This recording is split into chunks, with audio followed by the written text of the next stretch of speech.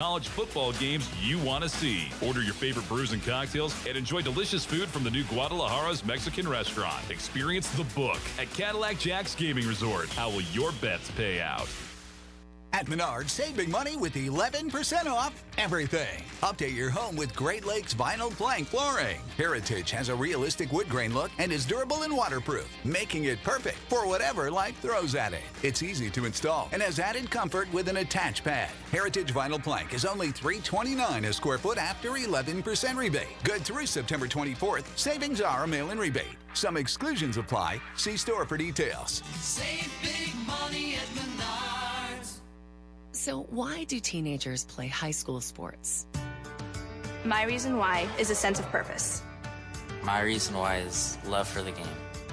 My reason why is to inspire others. One reason student athletes seldom mention is to get an athletic scholarship. They know that only 2% of all high school athletes are awarded a sports scholarship, and most of those are worth far less than the cost of tuition. So, why do they play? My reason why is commitment. My reason why is friendship.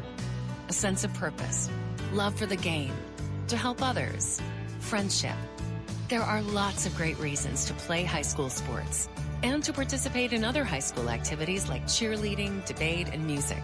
Tell us your reason using the hashtag #MyReasonWhy.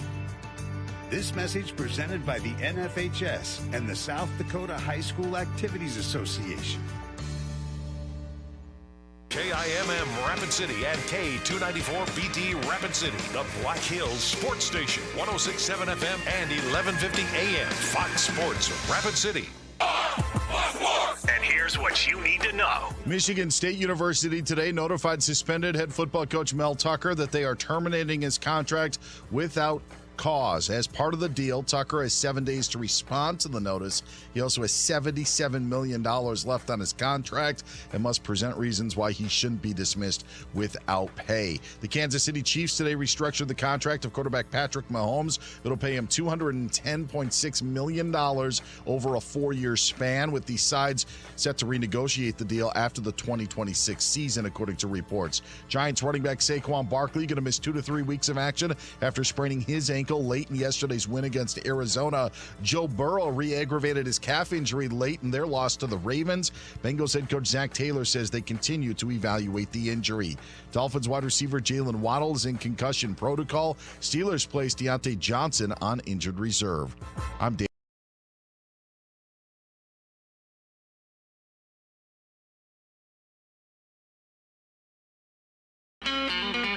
It's time for South Dakota's Sports Talk Show. This is the Nate Brown Show, featuring live callers, live interviews, and thought-provoking sports talk. From the biggest national names to the hottest local stories. Welcome to the Nate Brown Show on Fox Sports Rapid City. Here's your host, Nate Brown.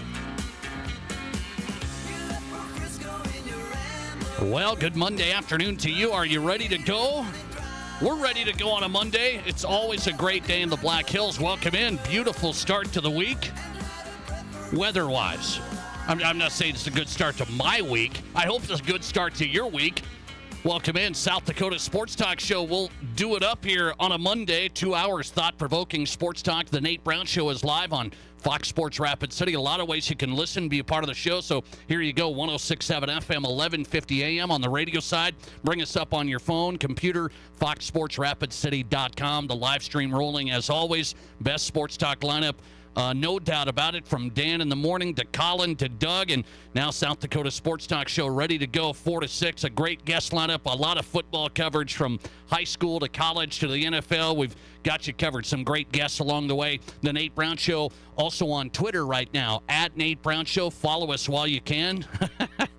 Well, you never know with X, Twitter, what's going on, but it's a good follow right now. You can watch the show live at Nate Brown Show on Twitter and on YouTube. The Nate Brown Show. Bring us up, and appreciate everybody being a part of the program this Monday. So let's get to it. The Nate Brown Show brought to you in part by Black Hills Urgent Care. When it comes to fast, affordable, convenient solutions, when you or someone in your family gets sick, you want to get better quicker, That's the place. Black Hills Urgent Care, where me and my family go. They do an outstanding job. 2 locations on Haynes Avenue and Mountain View Road here in Rapid City. Black Hills Urgent Care. Go online, schedule your visit. That way you don't have to wait around in the lobby. BHUcare.com. Remember it, BHUcare.com with the letter U. Black Hills Urgent Care, the faster way to get better. The Nate Brown Show on a Monday. Here we go. John Bryce is going to pop by. Haven't talked to John for a while. We've got to get him in on a college football recap Monday. John Bryce, national college football writer, footballscoop.com. He's covering the biggest game of the weekend coming up. Ohio State, Notre Dame. Look out. I'm ready for that one on Saturday night. John Bryce on tonight. We will go to the NFL, and here's where we go. Dane Mizutani is on tap. Covered the Vikings' loss against Philly on Thursday Night Football. We haven't reacted to that yet. I thought it was close. Vikings got manhandled a little bit, but kept it interesting and stayed in the thing. So I'm just trying to figure out, can the Vikings put some things together here? Still a defensive problem, physicality-wise, against Philly, who's really strong up front, 3 yards in a cloud of dust. They're just going to grind you down. So there was some concerns there with the Vikes defense.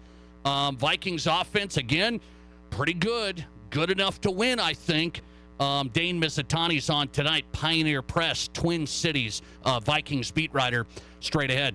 Doug Ottewill is in from Denver. He's going to hit on 2 things. The Buffs and CSU showdown Saturday night, and the Broncos yesterday go down in a tight one, in the most disappointing fashion maybe you could lose. I've been following the Broncos, lifelong Broncos fan. That's me. And yesterday was a grinder. Doug Ottewill on tonight, milehighsports.com. And we'll go to the high school front. Hang on for Ben Kramer. He's going to stop by the show. Hot Springs head football coach. I've been talking about this Hot Springs program. And they beat St. Thomas More Saturday night going away. Hot Springs is a tough team. A really good team right now in South Dakota high school football. We'll talk to the head coach, longtime coach there, Ben Kramer, coming up. The Nate Brown Show inviting you on. 720-1067 is the number if you want to join the show tonight. Couple of questions of the day. We'll get to it. 720-1067. The Barron's Wilson text line also open for you. Direct text the show. You can text us at 720-1067. Call or text the show, and the Barron's Wilson text line open for you, 720-1067. Okay, I'll get this out of the way. I will get this out of the way because I promised you last week, if my Denver Broncos don't win on Sunday against Washington in Denver, that I would have a pretty substantial problem to talk about. Because I don't care if it's the NFL and every team can compete and it's parity, and I don't care that the Bengals are 0-2. You simply have to be concerned if I'm a Denver Broncos fan with Denver losing at home back-to-back weeks to the Raiders and to Washington, because we counted these wins when you went through the schedule. These were wins. Because now I'm telling you, if there's some games down the road, guess what? They're going to lose. And so now I'm trying to put the pieces together here on the Broncos season. How many wins are they going to be able to get? I think this is like I don't know, can they get to 7 or 8? It's going to be a struggle. These were wins to get them to 9-10. These games, Raiders, Washington, Denver, the softball stuff to start the year. And they go up. If you guys watched it, if you saw what was happening yesterday, all you Broncos fans and Broncos haters, by the way, were you watching it when the Broncos went up 21-3 and Russ threw a couple of deep balls for a touchdown, just on the money, running down? And I'm thinking, as a Broncos, I'm thinking, maybe this is the bounce back. This is the bounce back that the Broncos needed after the tough Raiders loss. This is the bounce back, 21-3. And I'll tell you what, the Broncos offense, I get it, sputtered. It then sputtered, but the defense is a major concern. That's the first thing I'll tell you today. As I look at the Broncos' rest of the season, you guys told me about the Vikings defense last year. It was Swiss cheese, big holes, massive holes. I mean, it was bad. And now we bring in Vance Joseph, and this is a Sean Payton thing again. This is a Sean Payton thing.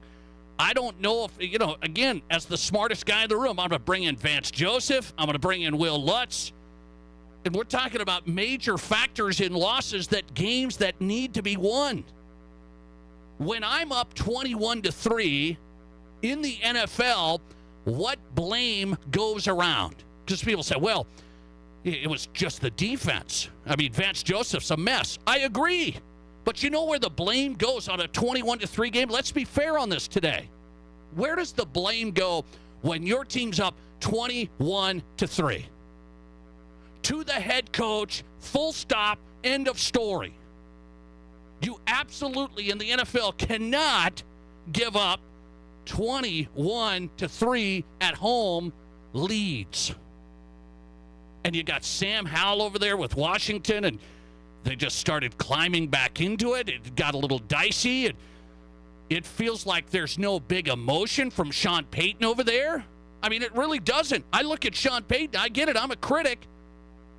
This is the guy I wanted to coach the Broncos, and I don't know if Sean Payton's plugged in, and I mean ready to roll, grind it. I'm talking engaged.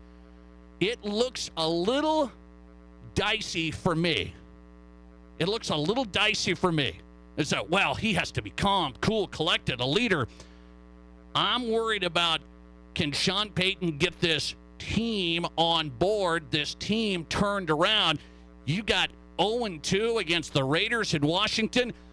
There is some concern because the first game, the defense played good enough, held the Raiders to 17 points, and that was won on a short field because of the onside genius kick from Sean. So the defense, I'm not going to just totally kill Vance Joseph. I think he's questionable. I will tell you that. But the defense first game was fine. Now the defense is just a mess. Give up 400 yards to Washington at home? I mean, they sliced and diced you. The defense would have given up 41 points had they not missed 2 field goals, Washington. I mean, I watched every second of the game. By the way, much to my wife's chagrin.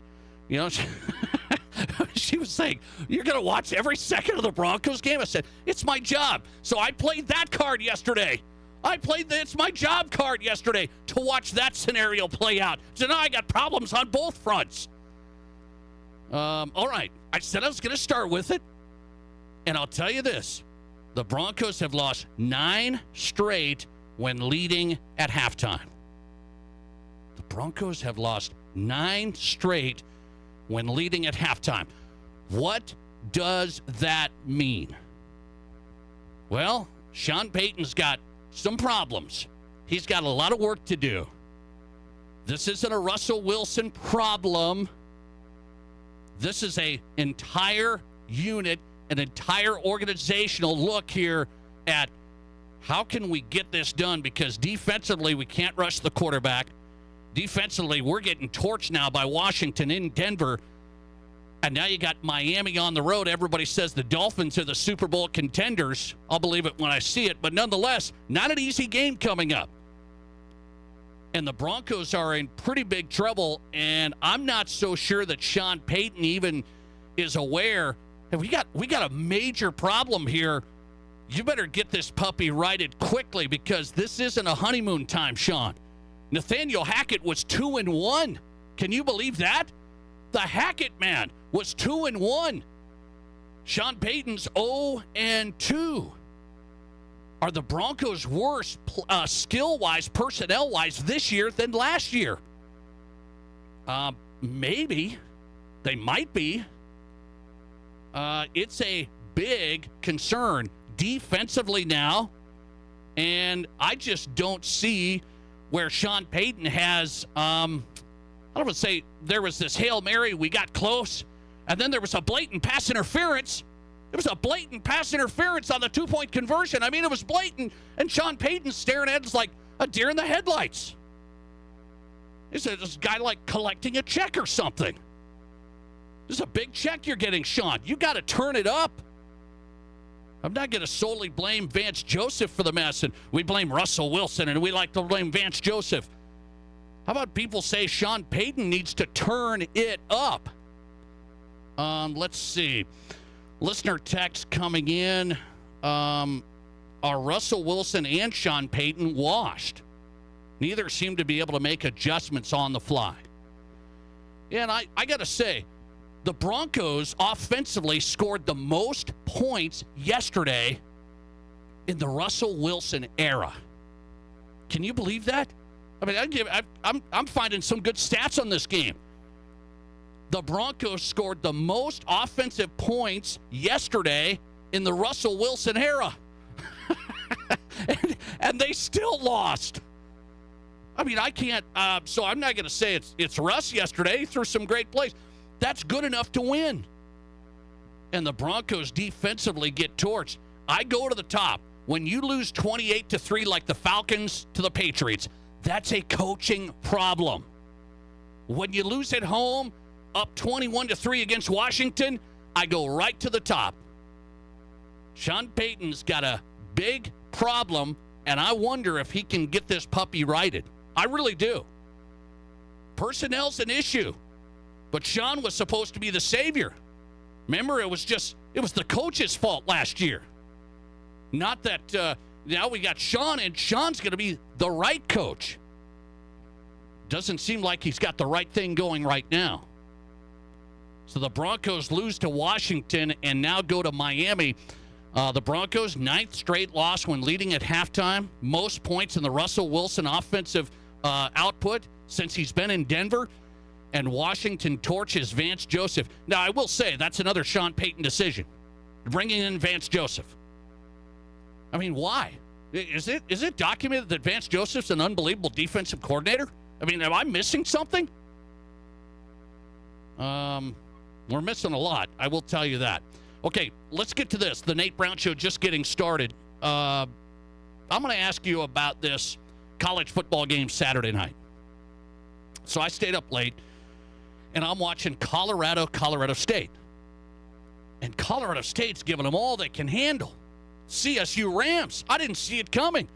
And now I'm sitting here as a Wyoming guy going, look out for Jay Norvell and Colorado State. That couple of wide receivers. If you guys watch this game, you know what I'm talking about. A couple of wide receivers that are guys. I mean, they were outplaying Colorado the entire game. So Colorado State's on the verge of beating Colorado. And it was a great game, by the way, Saturday night. So I'll just tell you, that Buffs-Rams game was really, really good. And you know what I feel like today? I feel like it was overshadowed. The dirty play, the trash talking. I mean, it was just off the charts.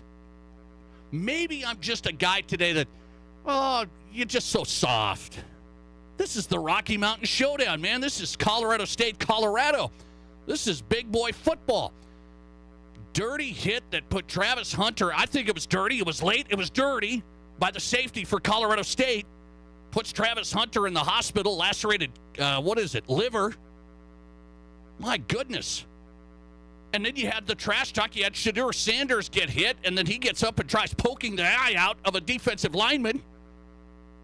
The game got, if I can say this, the game got too edgy. I love hard-hitting football, intense football, competitive football. I mean, I love it. I love the edge. It got over the edge. And it got to a point everybody's talking smack before the game, and we're fighting during the game, and it was out of control. It was on the verge of a melee there at Folsom on Saturday night. It was on the verge of a melee. And so what I got to think about here is, how does Colorado move forward this season? Because they create a lot of hype. We know this. Deion in Colorado creates a lot of hype. The other team takes offense. And then Colorado takes offense in turn. So Colorado hypes it up. It's personal. And with Nebraska, it's personal. We don't like them. We're going to ban red in our place. Nebraska doesn't say much, and they still get called out after getting beat by 20. And then Colorado State talks about Deion and taking off the hat and glasses, and now that's personal. So then Colorado State takes the edge, And by the way, I'm not a Colorado State guy. I've watched them years and years, way back in the day. They've had some dirty players. Say this, maybe every team does, but CSU, they've had some edge for a long time. So I'm going to tell you, then they get fired up. And so Colorado now moving forward, you're going, okay, what's the real story here? Is there a line of where it gets too edgy, too chippy? Is that line getting a little bit crossed because it seems as though Colorado, they're taunting, they're dancing, they're pointing. Colorado State's taking shots, roughing the passer, helmet to helmet, the lacerated liver shot, late hit, bad hit. And now you got people say, oh, the Colorado State guy should be suspended. I don't know about that. Not a good play. Maybe that's a rule that can be implemented. It was a terrible play. But now you got Colorado fans that are putting his address and his phone number online, and people are threatening him. Oh, well, he shouldn't have done that. I mean, we're out of control. It's crossed the line. So I asked this question as I get started. From what you've seen, was that game, if you saw it, I stayed up till 12:30. So I'm watching that thing go to double overtime. It was something. Colorado pulls it out. They're 3-0. It's quite the story. I love the story. But it's getting to that line for me. Trash talk. No, everybody's against us. Everybody hates us. And we're going to take it to you. And then the other team's going to react poorly in a lot of ways. And Colorado State went over the edge. They really did. And so did Colorado. Had some stuff in there, too. Didn't lacerate anybody's livers, but a lot of taunting, a lot of dancing, a lot of talk before the game. Is that a bad look, a game like that, Saturday night? Is that a bad look for college football where it almost gets to we almost got a melee here. It's getting close to out of control. I didn't like it. I loved the game. I thought the talk, it was almost every play. I watched that game. It was almost every play. And it all stems from, I get it, the hype, the lead up. So much trash talking even before the game all week. And then you leave it to college kids to make bad judgment decisions and people get hurt. It was a bad look. I will say it myself. Thanks for calling. You're live today, and you go ahead. Yeah, it was a circus. It was a circus. You saw that? Yeah, right from the beginning. I mean, they've had Deion on game day for how long sitting on the stage? I mean, they've just turned it upside down. You got The Rock in the locker room with them. I mean, right. Come on. And on the sideline. Yep. And, it's not like he was targeting his liver. It's football. And, yeah, you're going to have some dirtier players and stuff like that, but that's still football. No, I see what I know. It was a bad play, I think, but I don't think he was trying to take him out to the hospital. I mean, but that's what can happen, right? It sure can. But, it was a fun watch. Yeah, I'm with you. Yeah, I'm with you. Thanks, buddy. At the same time. I appreciate it. Thanks for getting in. I said it was a fun watch, and so I enjoy watching the Buffaloes. I do. I'm really interested. Okay, so Deion's provided that. The interest is off the charts. What I'm telling you is it's the edge that's now going after the play. It's the taunting. It's the trash talk. It's the stuff that's going to go over the line, and you're going to end up, just be careful here. We were lucky we didn't have a melee there at Folsom on Saturday night. I mean, it was close. It was close. And I think it's just getting to be a little much. I think it's just getting to be a little much. Both ways. Colorado State went over the edge. Bad, it was terrible play by Blackburn, that safety. And then you had the fans now reacting, and they're trying to put his address and phone number online. They did. Now they're sending death threats. I mean, this is just off the charts. So Deion's got to have the motivational factor in us against the world without, we're going to create such a personal edge here. And it's not just everybody that's hating Colorado, Deion. I hate to break it to you, okay? I mean, people like watching Colorado. They've been talking a lot. Colorado has. They said, we don't say anything. We just go out and play. Nice try. I saw Travis Hunter talking before the game at midfield. I just saw that video released today. He was doing a lot of talking, Travis Hunter. And then now, unfortunately, he's in a bad injury. Listener text coming in. Let's see here. I want to make sure we've got this. I wonder if the CU players eventually turn off the hype, or worse, the pressure gets overwhelming for them and they can't handle it. I don't know. It seems like the players are they're dialed into it as well. It's it's the whole thing. It's all playing out there on the practice field. Even Deion gets the team together and they got the video rolling, and it's all made for the cameras. And you know what they did? They just made it personal. And then all the rest of the team says, it's like, is this hard? Is this like is this a movie? Or is this a real football team? Okay, listener text. Now you know why Nebraska fans hate Colorado. Oh, boy. Let's not start that again. Listener text. From what you saw from CSU Rams and CU Buffs Saturday night, my question is, was that a bad look? Cheap shots here. Sanders, the quarterback, trying to poke the eye out after getting hit late by a defensive lineman. It was ugly. There was some ugly stuff there. Was that a bad look? That's my question, okay? 58% of you say, no, stuff happens in rivalry games. I understand that. I do. I really, really do. I've been to Colorado State, Wyoming games, which have gotten really ugly, too. I went to a ton of them over the years, and they've gotten ugly. The fans, rough stuff in the stands. The players. I saw the Cowboy Joe, Pistol Pete, body slam the Colorado Rams mascot, and he put her in the hospital. It was a female. He put her in the hospital. So I've seen some rough stuff. I didn't love it Saturday night. I think it got too edgy. Thanks for calling. You're live, and you go ahead. I'm going against you on this one. You are? First, I listened to the Stevens High School game and then went to the Central game. So any kind of football on Saturday night was refreshing. Okay. So, that was tough. On another note, I thought it was I don't know, entertaining. I was surprised that nobody was kicked out. Yes, that's what I mean. I don't think the refs really got control of that. That's what I mean. I don't think they did either, but I do think, I don't know, Deion's putting his players in a tough spot. I do know that, and he could back it up. But are those guys going to be able to back it up all this time? I'm with you. Targets on their backs, yes. Oh, yes. Big time. All right, buddy. Thanks for getting in. I appreciate it. I get the rivalry thing. It's big boy football. We're not playing charades out here, okay? So I understand that.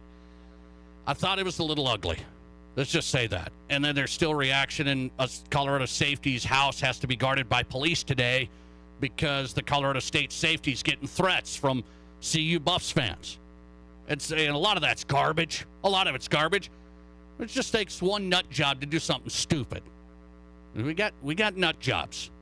We all know that. So I think it got ugly, and I think it went too far. I think both teams had a hand in it leading. I think Colorado hyped it pretty heavy early on. I guess you could say the Colorado State coach comment, which is what it is. I was kind of on the Colorado State side there going in with the coach. I think that was an overreaction there by Deion and the bunch. But then it got ugly in the game. And it takes college kids. There's so much emotion when you're playing. So much emotion. And I think it went over the top. 58% of you say, no, stuff happens in a rivalry. 42% say bad look, dirty play, and taunting too much. Listener text, it was a black eye for college football that night. Black eye for college football that night. All right. We've got to come back with Mike Wall. Hang on. We'll do one more. Mike Wall coming up, NFL analyst on My Block podcast straight ahead. Thanks for calling. You're live, and you go ahead. Nate, watch the whole game. Over the top, Deion brings that attitude of chippiness, and the officials don't take control. Certainly some late hits, a lot of after-play stuff. And you thought it was over the top? Yes. I thought it was totally out over the top. It's hard to watch great athletes like Sanders and just some of the players out there when all you're worried about is cheap shots and penalties. Yeah, what's going to happen next, right? Yep. and stay up till 1 a.m. watching it. Not sure I can get that time back. So I'm with you. Thanks, man. I appreciate it. That's the thing. I watched the whole thing. I mean, I was falling asleep on the couch because I was up at like 5 on Saturday. I'm like, I'm not going to make this CU Colorado State game. I'm watching it. My wife goes to bed. She said, you're going to watch this? What do you mean? Yeah, I'm in on this. Double overtime. Here we go, 12:30. I'm going, oh, boy. Well, I enjoyed the game. It was a great one. Colorado sneaks it out. Just keep an eye on, my point is, the edge, the talk, the hype, because other teams are taking it now not so well. And it's got to be a little more discipline on their part. And I think Deion and Colorado can still play a season out with having to be public enemy number one. I really do. All right. Mike Wall, next, NFL analyst on My Block podcast, a recap of NFL Week 2. His thoughts next.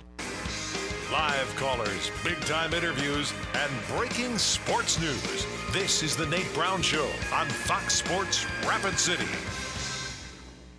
For 84 years, Pumps Tire Service has been providing best-in-class service and value. We have grown to over 200 locations and are one of a few service providers that buy tires manufacturer direct. We are proud to pass those savings on to you, our customers. Pumps, the tire and service professionals, family-owned since 1939.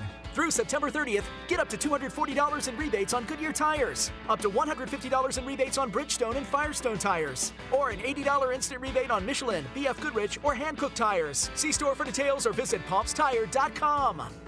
Here's your Fox Sports Rapid City forecast. Lows around 57 tonight under mainly clear skies, northwesterly winds 5 to 10 miles per hour. Lots of sunshine tomorrow, high temperatures reach up to 81. Partly cloudy skies tomorrow night, lows level off around 54.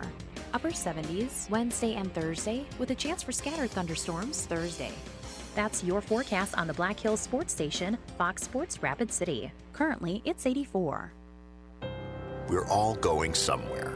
Going higher, faster, farther. Going in new directions, to new places. At Monument Health, we keep going so you can keep going. We're dedicated to advanced orthopedic care with the latest innovations, technology, expertise, and treatment. So keep exploring, keep making memories, keep going with Monument Health as your partner. Learn more at monument.health/orthopedics. It's our largest casino giveaway ever. First Gold Gaming Resort celebrates their 33rd anniversary by giving away over $125,000 in cash and promo play. Friday and Saturday from 5 till 11 p.m. and Sunday from noon till 5. Win $500 at the top of every hour and $200 every 15 minutes. Then at 10 p.m. on Friday and Saturday night, First Gold will have an anniversary drawing for $3,300 in cash. It's the 33rd anniversary of First Gold Gaming Resort. It's where Deadwood begins and the winning never ends. Hey, it's Chris Broussard. Remember to catch the Odd Couple weeknights from 6 to 8 p.m. right here on Fox Sports Rapid City. And now, let's get back to Rapid City Sports Talk Show, The Nate Brown Show.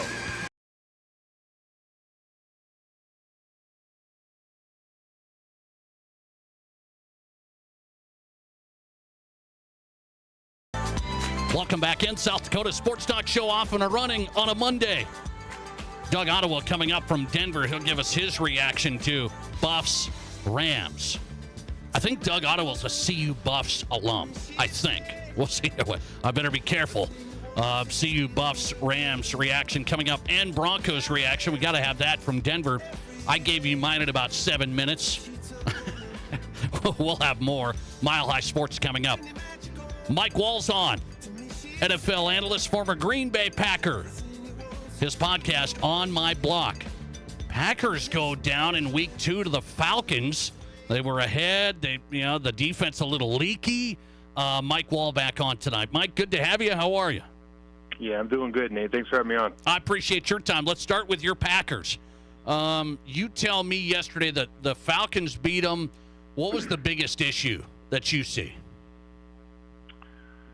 Well, it seemed like we were reverted back to the mean as far as last season. Bijan Robinson's a real talent, first of all. He's one of those guys where, as you start watching the game, you could see how a defense could very easily slip into the oh gosh, we got to make sure we get this guy on the ground, or am I going to miss when I try to go tackle? And what it looked like for a large part of the game is we started losing our lane discipline. We started losing kind of our discipline as a defense as a whole, taking poor rush lanes, taking poor lanes to track the ball carrier, and a lot of it seemed to be because of Bijan Robinson and kind of the effect that he was having. He was making guys miss behind the line of scrimmage. He's just a very special player. So I think defensively, you just got to shore up some of your, basics of the sport. Can you fill the right lane? Can you not get above the quarterback when you pass rush? Can you make tackles when it's time to tackle? Can you break down? Can you do all those things near to hip and knee to hip, and et cetera, et cetera? And then offensively, I mean, listen, the first game of the season, I think if you take away the quarterback carries, we averaged 2.9 yards a carry. If you take away the quarterback carries in this game, it was 3.2. So having Aaron Jones out was a big deal. Bakhtiari out was a big deal. Elgin Jenkins got hurt in the game. Realistically, though, when you look at the game plan, running on first and second down against their base defense, their vaunted 3-4 defense, we just don't have the personnel to match up against that. Running nickel would have made a lot more sense. We wasted a lot of downs, in my opinion, trying to run the ball against their base and gave up a lot of what I would just call free plays for easy yardage. So just not good enough all the way around, coaching to execution. How big is Aaron Jones for the Packers? It seems like massive. Yeah, I think he is. Yeah, I think he's he's the best skill position player that we have on offense. Right, I'd say he's the second best player on offense behind David Bakhtiari, because David Bakhtiari is going to be a Hall of Famer. But Aaron Jones is special because he can affect the game in so many ways. He can make a bad play, and he can turn a negative into a positive. He's got a little bit more wiggle and suddenness to him than A.J. Dillon.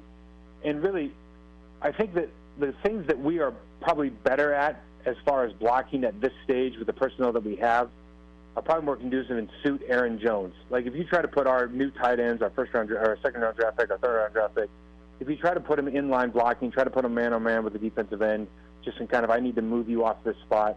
I just don't think they're not, yesterday they showed they're not ready for that. They can't do a very good job of that. But if you get him going sideways, get him using their athleticism, get him kind of moving in space and filling up spots and running outside zones, running toss cracks, running the pin and pull stuff, I think we have more success. And that's the stuff that Aaron Jones is really good at. So I think he just matches up personnel as far as the entire offense a little bit better than AJ does right now.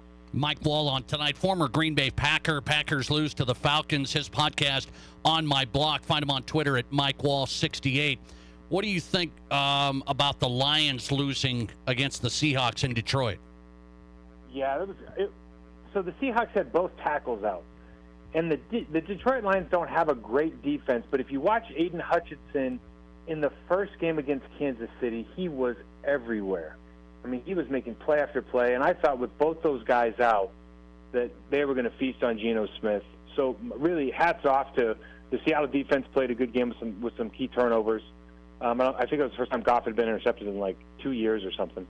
And the Seahawks are Pete Carroll they build good programs, good teams with strong leadership, and it was super. I think I was more impressed with the Seahawks than kind of let down by the Lions.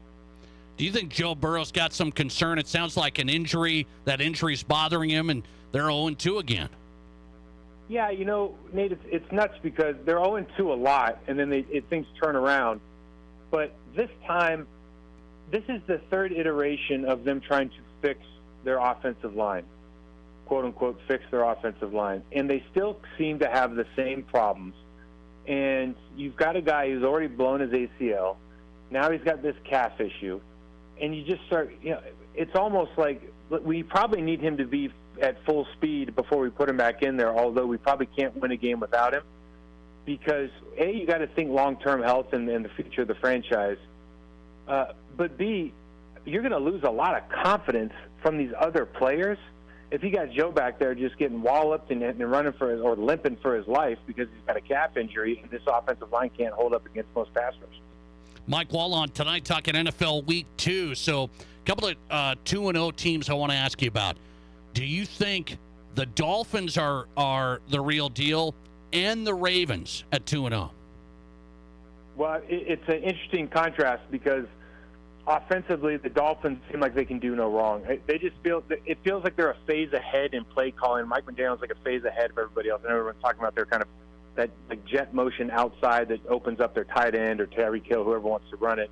They're just doing some things that are a little bit different, a little bit better, and a little bit cleaner, I think, on offense. So I don't know how good their defense is. I think they had a couple takeaways yesterday, but if you really look at kind of yards per game, they give up a lot. They give up a lot of points, but they can just score and score and score. Tua's playing at a super high level right now. Offensive line is doing a decent job of protecting him, and the way they call plays, I think, is very conducive to help what I would think is an average offensive line at best.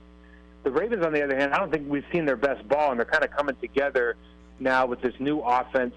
Lamar Jackson I think he's just going to look better and better and better. I think he's a lot of people's pick for the MVP this year. It's so fun to watch, I think, when you've got a guy that's just got ridiculous athleticism, but he's been almost boxed into this type of player, type of offense, and we're going to maximize his abilities. And then you realize that if you open up the passing game and you spread everybody out, he actually is going to be more powerful in the running game. He's going to have more opportunities to showcase his arm talent. He's got people around him at the skill position that can do a lot of damage. But when you spread these guys out, all these scrambles and even design runs or draws, they're going to have that much greater of an effect because people aren't necessarily expecting them. There's not 8 in the box, 7 in the box, 9 in the box anymore. There's 6 in the box. So I'm excited to see how this year plays out. The Ravens, with what they can do on defense and as they continue to grow and maybe get a little bit better on the edge as far as just straight edge rushing, but what they can do from Roquan Smith and obviously Patrick Queen, those guys are Roquan Smith might be the best linebacker in the league. But they're just playing at a super high level defensively. I love Lamar Jackson. I think it might be my vote for MVP, and I think they're only going to get better as the year goes on. Mike Wall in tonight, former Green Bay Packer O-lineman, NFL analyst, his podcast On My Block, downloaded.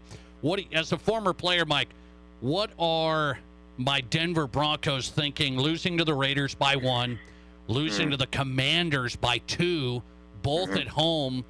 Sean Payton, I said here's got a problem.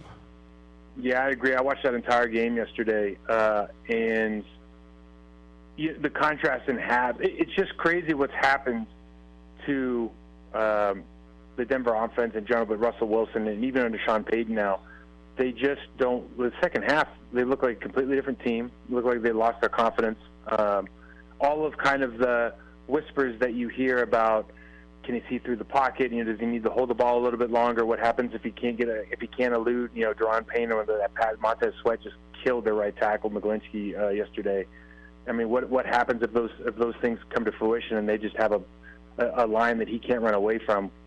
You started to see that in the second half, and there's certainly, I think, a game plan for opponents to play defense against Russell Wilson and the Broncos right now, and it's really up to Sean Payton to tighten the screws, get on the same page with Russell and the rest of the guys, and make sure that this isn't, what it kind of feels like, Nate, is that Sean Payton came out of the booth to save the program, and I just don't think it operates that way. I think that you have to be at this age in this National Football League, this really has to be less Parcells-like and more of a collaborative effort, and it just doesn't really feel that way from the outside looking in. Okay, that's interesting. I wanted to get that dynamic because I'm watching Sean and I'm watching the game progress, and I watched the whole thing like you, Mike, and I'm going, they're up 21-3, offense is rolling. Then the defense almost gives up 400 yards as well with Vance Joseph and no pass rush. I mean, it's something, and I say, are the Broncos far off? Do you feel like this team's is this a 5-win team? Yeah, that's a great. You wouldn't think so, but the AFC West should be good this year. And like you said, when they lost Bradley Chubb last season, I mean, Randy Gregory if he's your best pass rusher, he's not elite. They're going to have to manufacture pressure, and anytime, as especially in that division, having to play the Chiefs twice and the Chargers. I mean, even in Vegas with Garoppolo, having to manufacture pressure against those quarterbacks is going to be a real problem. And so if you're losing these games early and you're still looking down the barrel of 5-6 division games against that league of quarterback with a lack of what I would say real difference makers at the defensive line, it's going to be tough. I think you have a good secondary, but it is going to be tough on defense. I think Vance has his work cut out for him. Mike Wall tonight, great stuff on Twitter at MikeWall68, NFL Week 2, his podcast On My Block, former Green Bay Packer. Mike, thanks a lot. I always appreciate it. You got it, Nate. Have a good week. Thanks a lot. Mike Wall on the Nate Brown Show, former Green Bay Packer O-lineman, now NFL analyst. His podcast, On My Block. Really good football guy.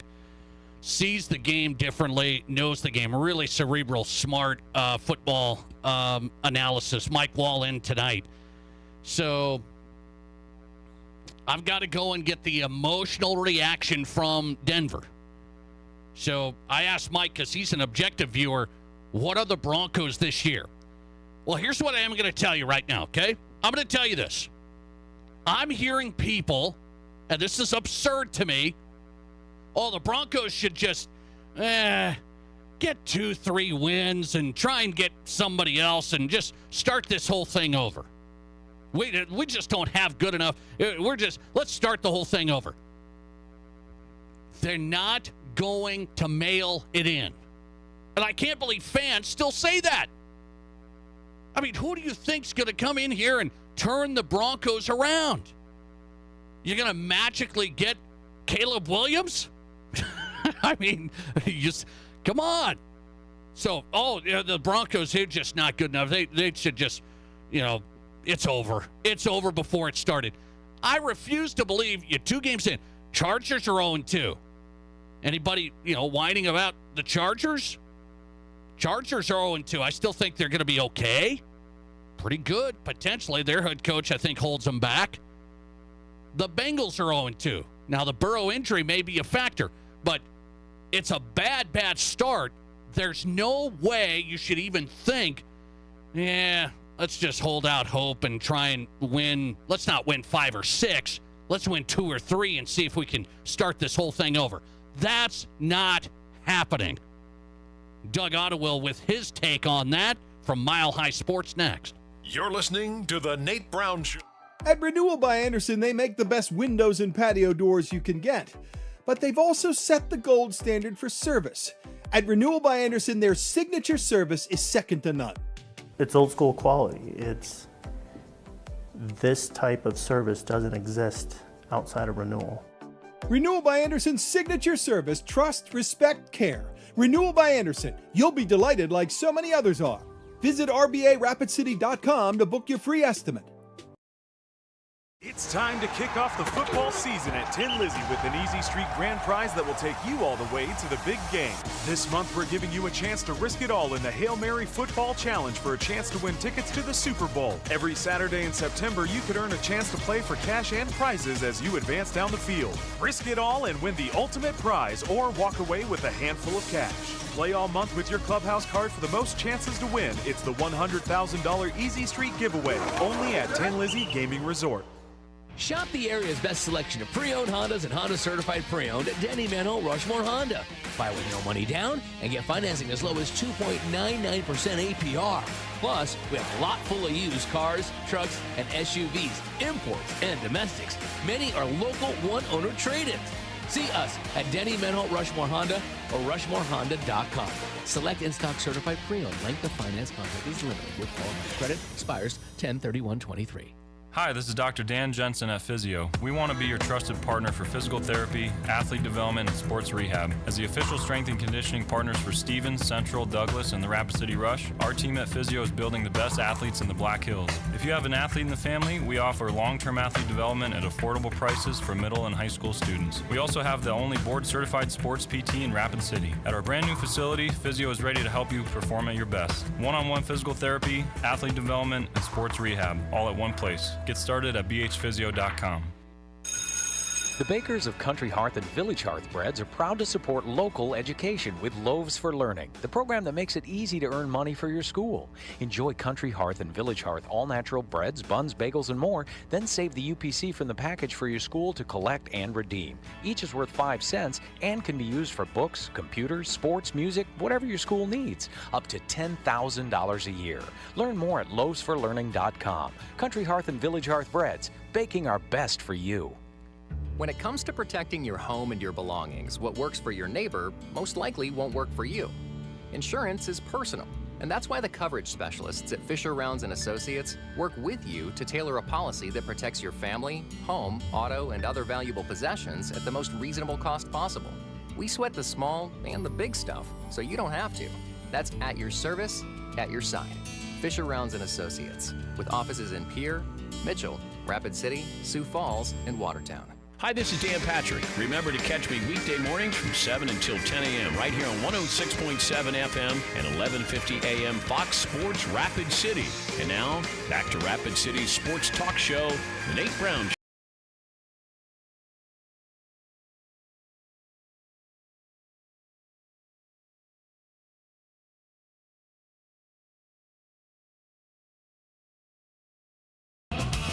Welcome back in. South Dakota Sports Talk Show back on a Monday. The Nate Brown Show live. Lot to cover tonight.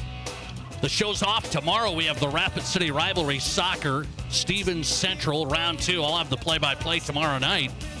Round 2, Central Stevens will start at 6 with the boys, and then the girls at 8. That's tomorrow from Sioux Park. Join us live. We had a lot of good feedback on Central Stevens Rapid City Rivalry Soccer.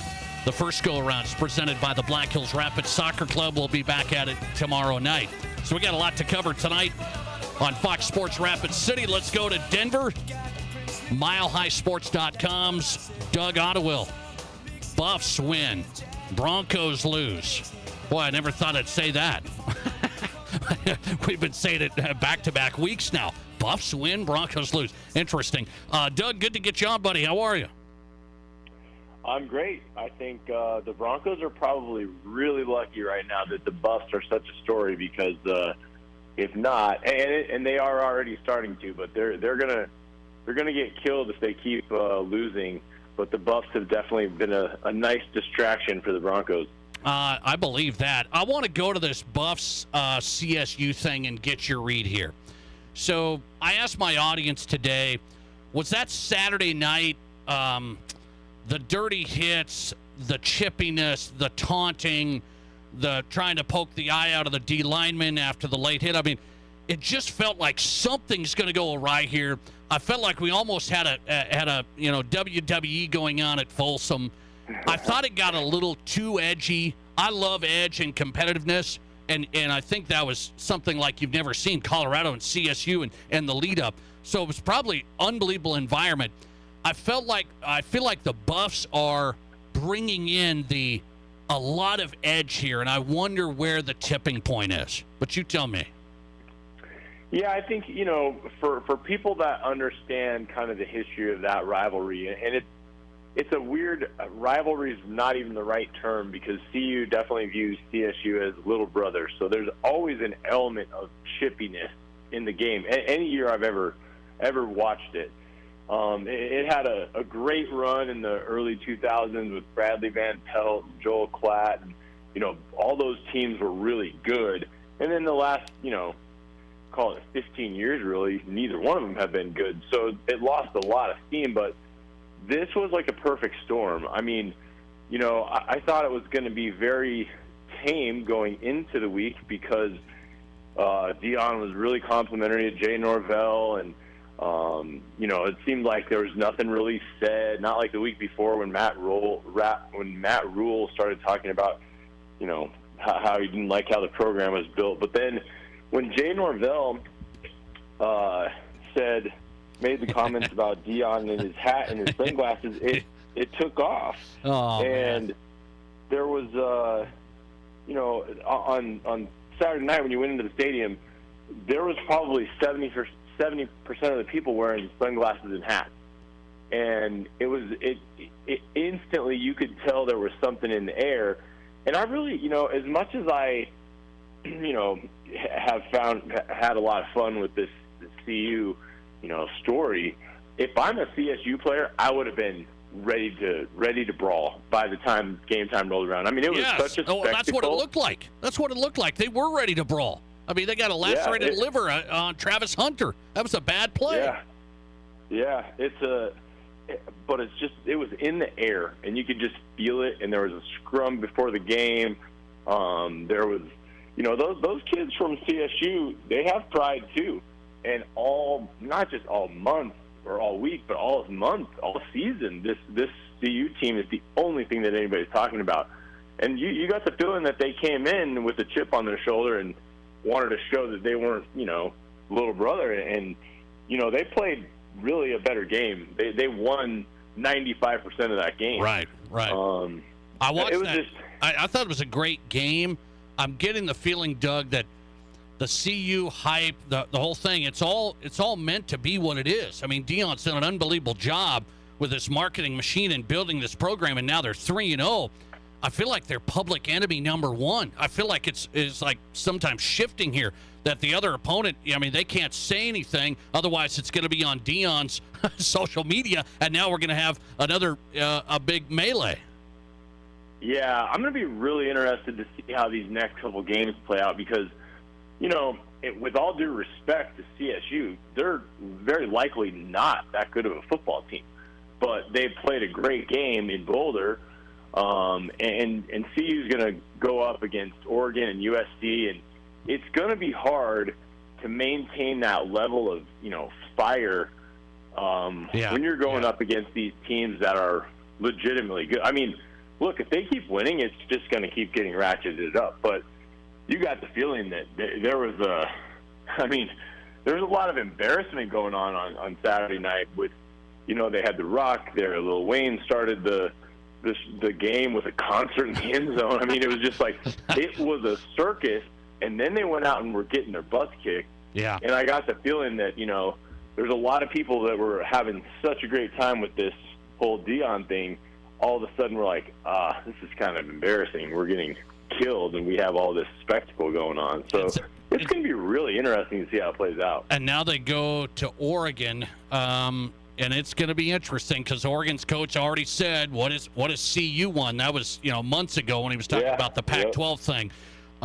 So we'll see. But Oregon, I think this one's going to be interesting to watch. Doug Ottewell on tonight, milehighsports.com. To the Broncos. So Sean Payton, I believe, is coming in. He's supposed to be the savior. I thought the hire, that's the guy you get. I admit that. I was on the Sean Payton train. First game, I didn't like some of the stuff. The onside kick, I hated. The Will Lutz experiment didn't go well the first game. And now the second game, I'm going, we're off and running 21-3, and then you can't give up a 21-3 lead and just go dormant the whole second half on offense. That's a head coach. That's like the Falcons-Patriots 28-3 thing. That could only be the coach. What's the real story here? I'm a Sean Payton 2 weeks in guy going, what's Sean doing here? Yeah, I think everybody is because, you know, exactly what you said. The expectation was to come in and be a coach that was an adult in the room, clean up all the nonsense, take the dumb mistakes element out of the reasons why the Broncos lose. And they've kind of done this, you know, 2 weeks in a row now. I mean, you get the first week where you didn't have to cut your kicker. You bring in a guy and you bring him in really late, so he hasn't even had any time to play with him. And he essentially loses the game. They have no pass rush. That didn't help. And then this week, you know, not only did you give up the big lead, but they didn't execute down the stretch in terms of timeouts and things like that. No, that was bad. That final 5-6 minutes, and you had to call a timeout to get the kicker on the field. That burned the last drive. It burned it. You know what? That is Nathaniel Hackett stuff, and that's exactly what you know. Sean Payton came in and essentially blasted the previous regime. Yes, and he's done the same thing.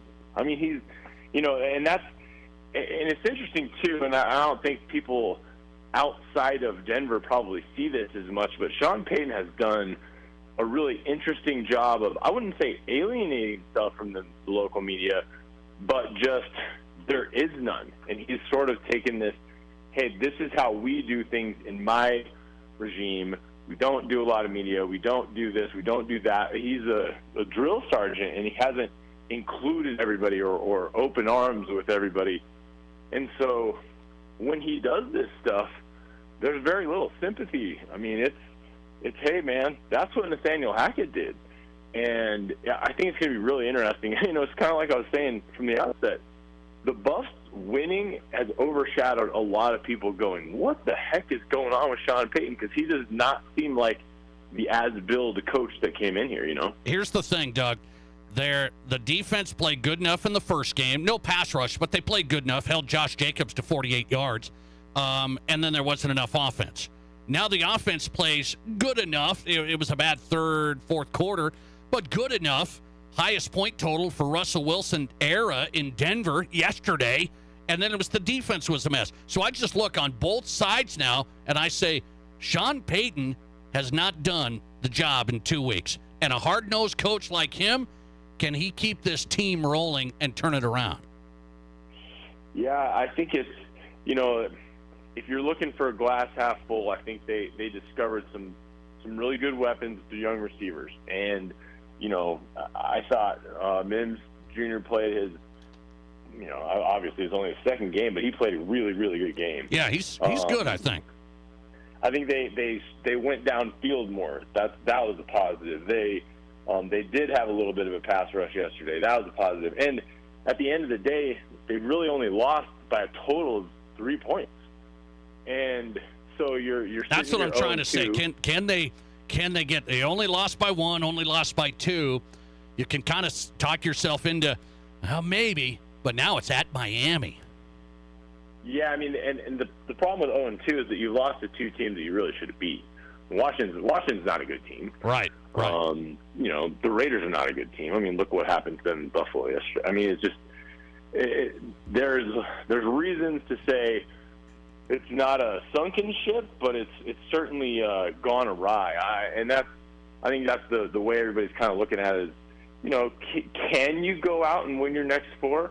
Yeah, sure. I mean, anybody can in the NFL, I suppose, especially if, your coach kind of allegedly knows what he's doing. But I get the feeling that this team is very much the same kind of team. And I don't know, I just don't know if it's you can't really blame talent right now, especially when they lose because of coaching mistakes yesterday. But they're not a Super Bowl caliber team by any means in terms of the roster. So I think what you got to see is that next week they play a clean game, and if they go down to Miami and win, I think there's going to be a whole different kind of optimism. But I don't know that that's an easy thing to do. Let's just say this. I'll let you go. Let's just say this. I felt like with Jerry Rossberg, last couple of games last year, they were better. And so that gave everybody thought, well, this roster and stuff, maybe make some improvements. Yeah, a guy that runs the show is competent, makes this team a lot better. They almost beat the Chiefs. They played really, really well.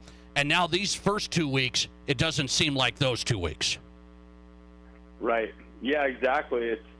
They look a little discombobulated, and that's the last thing that anyone in Denver wanted to see or thought they'd see with Sean Payton. I mean, he's a guy that's buttoned up. He should be buttoned up, and he just hasn't been.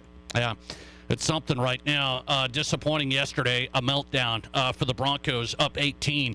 Doug Ottewell, his coverage at milehighsports.com and the team there on the Buffs and Broncos, milehighsports.com. Doug, thanks a lot, man. I appreciate it. You bet, Nate. Talk soon. Thanks a lot. Doug Ottewell on Fox Sports Rapid City from Denver, milehighsports.com here on the Nate Brown Show. Let's go Vikings. Got to feel where the Vikings are at, 0-2. How do the Vikings feel? They just picked up a new player today, and I actually like this call.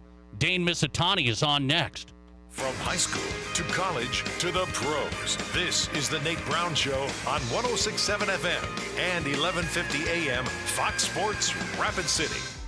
At Renewal by Andersen, they make the best windows and patio doors you can get.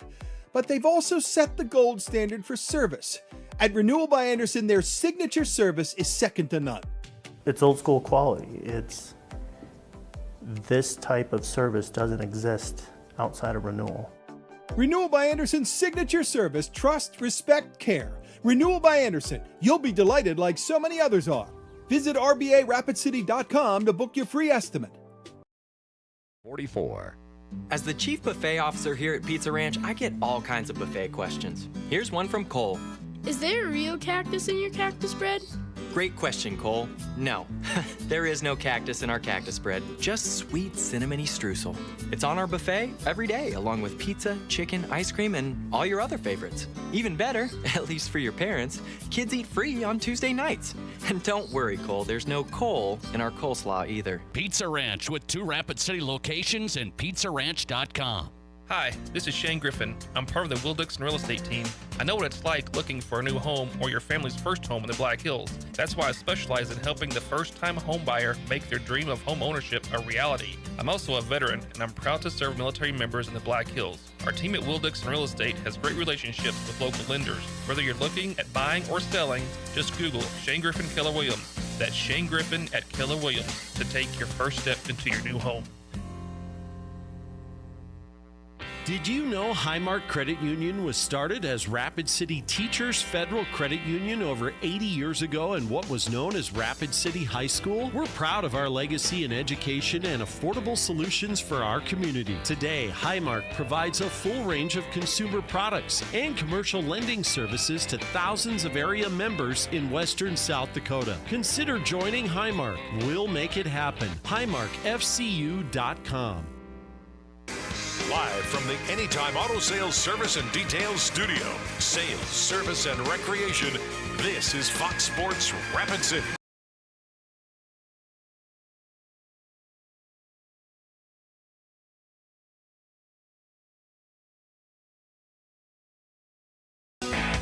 Welcome back in the Nate Brown Show on Fox Sports Rapid City, presented by Spearfish Motors. Right there, 1910 North Main and Spearfish. One of the only locally owned new car and truck dealerships. There's not many of those left. Full line of new GMCs and Cadillacs right now, including your only authorized dealer in this region for the all-new GMC Hummer EV, Spearfish GMC Cadillac. Light-duty, heavy-duty trucks, the GMC Sierra. Take a look. Cadillac Escalade, great performance. SpearfishMotors.com. Start there. SpearfishMotors.com. Dane Mizutani on tonight. Vikings beat writer, TwinCities.com. Live from Minneapolis, Pioneer Press. He's on Twitter at Dane Mizutani. Dane, good to have you on. How are you? I'm doing well, Nate. How are you? I'm doing good, man. Thanks for hopping on. Vikings reaction here from Thursday. What would you say is this breakdown of this team at 0-2? What's it feel like in the organization today? Yeah, I think there's a lot of frustration within the organization right now because I think the Vikings truly feel they're better than 0-2. Maybe they knew going into the season the Philadelphia game was always going to be hard, but that season opener against the Buccaneers felt like a game that you just had to win given the gauntlet the Vikings are going through to kind of start the year. But when you look at it, it's not too difficult to see why the Vikings have gotten off to a slow start. 7 turnovers, 1 takeaway. That ratio is just never going to be good. 4 fumbles the other night in Philadelphia. The Vikings just need to clean up a lot of areas of their game. And I think they still believe they can be a good team. They also got some help, obviously, on Sunday with the Packers, Lions, and Bears all losing. So Vikings 0-2, also only 1 game out in the NFC North. Yeah, so things could be worse. I see that. 7 turnovers, 1 takeaway, and they only lose by 1 score to Philly and 1 score to Tampa Bay. So what should we say? It's like, hey, you clean this up, and are the Vikings good? I still think they're pretty good. I think there is a ceiling to this team, and I think the ceiling is relatively low because of just their talent in the trenches. The offensive line, source telling me they signed Dalton Risner. They agreed to terms with the left guard out of Denver. He's a free agent. He's probably going to come in and play right guard for Ed Ingram. That just happened. It's happening kind of as we speak. They're trying to iron out the details, but I expect Dalton Risner to be in Minnesota later tonight. But still, I mean, you add a guy like that who has 62 games of experience under his belt on the offensive line, and I still think that there's kind of a talent gap with some of the defensive lines the Vikings are going to face kind of throughout the year. So you start there in the trenches on the offensive line. That's kind of where the root of the issues are. On the flip side, the defensive line for the Vikings, it's a bit barren. Daniil Hunter had 2 sacks the other day, and the Vikings still gave up 259 yards rushing. So there's just issues kind of right in the trenches, and I think when that's your main weakness, it's kind of hard to be an elite team. So Vikings pretty good, but I still think they have a ceiling. Dane Mizutani, Vikings beat writer, Pioneer Press from the Twin Cities. His work at twincities.com. He's on X at Dane Mizutani. So offensively, Kevin O'Connell's throwing it around. Kirk Cousins, threw some late and got some things going against Philly. They just can't run the ball. They can't get that going. I mean, the running game, I don't know. That's the old line, but are they missing Dalvin Cook? Do you think so or not? See, I think that's the easy thing to chalk it up to, because Dalvin Cook was so good for so long in Minnesota, and his departure kind of coincides with the inability to run the ball. I get it. I understand that. But you look at Dalvin Cook last year, just not very efficient, one of the least efficient runners in the league as far as gaining yards above expected. So when the play didn't look good, when the play wasn't blocked up perfectly, Dalvin Cook was among the worst running backs in the league at getting yards. It was something he was really, really good at, in his prime. Dalvin Cook could make you right when you were wrong a lot of the times. But I think Dalvin Cook's lost a step. We're seeing it in New York now. It's not like he's lighting the world on fire in the Big Apple. So I think it's an easy thing to chalk the running game up to the struggles up to, because Dalvin Cook's gone, Alexander Madison's in. If Dalvin Cook was here, the running game would be all fixed. I don't think it's as simple as that. I think Alexander Madison definitely has, the ability to gain yards if it's blocked up right. I think a lot of the issues that kind of exist in just that front five, dealing with some injuries with Garrett Bradbury out, Christian Darrisaw missed the game against the Eagles. So I think it probably starts there, but I certainly understand the people that are missing Dalvin Cook. I want to ask you about Kirk Cousins. If the Vikings don't turn this around, what's the discussion here midway through the year? Yeah, I mean, I think probably you're alluding to the potential of maybe the trade rumors to the New York Jets with Aaron Rodgers going down, Zach Wilson looking horrible on Sunday. I don't know if the Vikings would go as far to trade Kirk Cousins, even though he's in the last year of his contract. Kirk Cousins also has a no-trade clause, so that might just be a non-starter. He might just say, I have a family here. This is kind of where I want to be. So I don't know if a trade's going to happen. But beyond this season, if the Vikings can't turn it around, if the Vikings miss the playoffs, honestly, even if the Vikings make the playoffs and can't win a game in the playoffs, I think this might be Kirk's last year here in Minnesota. And it's just, I think there's like a changing of the guard happening right now. You started to see it last year in the offseason with Adam Thielen gone, Eric Kendricks gone. We already talked about Dalvin Cook gone. It seems like Kwesi Adofo-Mensah is really starting to kind of put his stamp on this team and kind of move on from the chapter that was kind of controlled by Rick Spielman and Mike Zimmer. So I think a lot of this season and Kirk's future just kind of relies on how much success they can have. But at 0-2, it's going to be pretty tough for them to kind of turn it around and into a way they can make some noise in the playoffs. Before I let you run, give me your read on this. Is a desperate matchup here. Chargers are 0-2. Vikings are 0-2. Chargers are a pretty good team at 0-2, I think. What's this matchup feel like? Yeah, it's kind of funny, right? Because in a lot of ways, the Los Angeles Chargers, even going back to when they were the San Diego Chargers, they just feel like the Vikings of the AFC. It's like these two teams looking in the mirror at each other this Sunday. Both probably should be better than 0-2, both currently sitting at 0-2. So you're going to get two desperate teams when both of those teams play on Sunday at US Bank Stadium. And it's early to call it a must-win, but I really think it's a must-win for both of these teams. I think it's a must-win for the Vikings because you don't want to drop to 0-3. I absolutely think it's a must-win for the Chargers, especially in that division with the Chiefs, and the Raiders and the Broncos. So I think it's going to be a tough one on Sunday. I don't know if it's going to look pretty. I think at times it could look like a slog, but I think you're going to see two teams that understand the importance of this game coming up. It's a big one. Really interesting matchup. Vikings-Chargers 0-2 battle in Minneapolis Sunday. Dane Mizutani covering it. Find him at TwinCities.com. Vikings beat writer for the Pioneer Press, TwinCities.com. Dane, good to have you, man. Thanks for hopping on. Anytime, Nate. Appreciate it. Dane Mizutani, Pioneer Press, Vikings beat writer, TwinCities.com, here on the Nate Brown Show this Monday.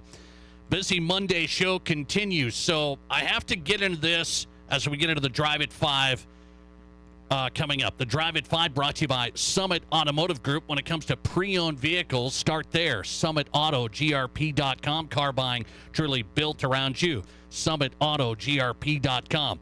So I look across the state at high school football on Friday night, and Matt Kearney, our high school football expert here, runs the broadcast, has Score Central. He's got all the scores. I'm looking at this, and I'm going, this is happening every week, every other week. And I said, there's something that we have to seriously discuss about the makeup of high school football in the state. What's happening, and how can we remedy the situation? We'll discuss next. This is South Dakota's Sports Talk Show, The Nate Brown Show, on FoxSportsRapidCity.com and live on 106.7 FM and 1150 AM. Fox Sports Rapid City. At Renewal by Andersen, they make the best windows and patio doors you can get. But they've also set the gold standard for service. At Renewal by Andersen, their signature service is second to none. It's old school quality. This type of service doesn't exist outside of Renewal. Renewal by Andersen's signature service, trust, respect, care. Renewal by Andersen. You'll be delighted like so many others are. Visit RBARapidCity.com to book your free estimate. Blackhawk. KIMM Rapid City and K294BT Rapid City, the Black Hills Sports Station, 106.7 FM and 1150 AM. Fox Sports Rapid City. Whether you run the race, make the catch, cast a line, pitch a tent, or just look good doing it, Shields Rapid City has your gear. From athletic clothing from your favorite team, cold weather gear to keep you warm, to the best camping selection this side of the Black Hills, and the most stylish and functional women's outerwear and footwear. Shields has the widest selection of the best brands in the business. So when you're ready to get out, get in the game, or get going, get to Shields. Shields, we're right there with you at Rushmore Crossing in Rapid City. Nearly 150 years ago, Americans didn't race across the plains to settle. They pioneered.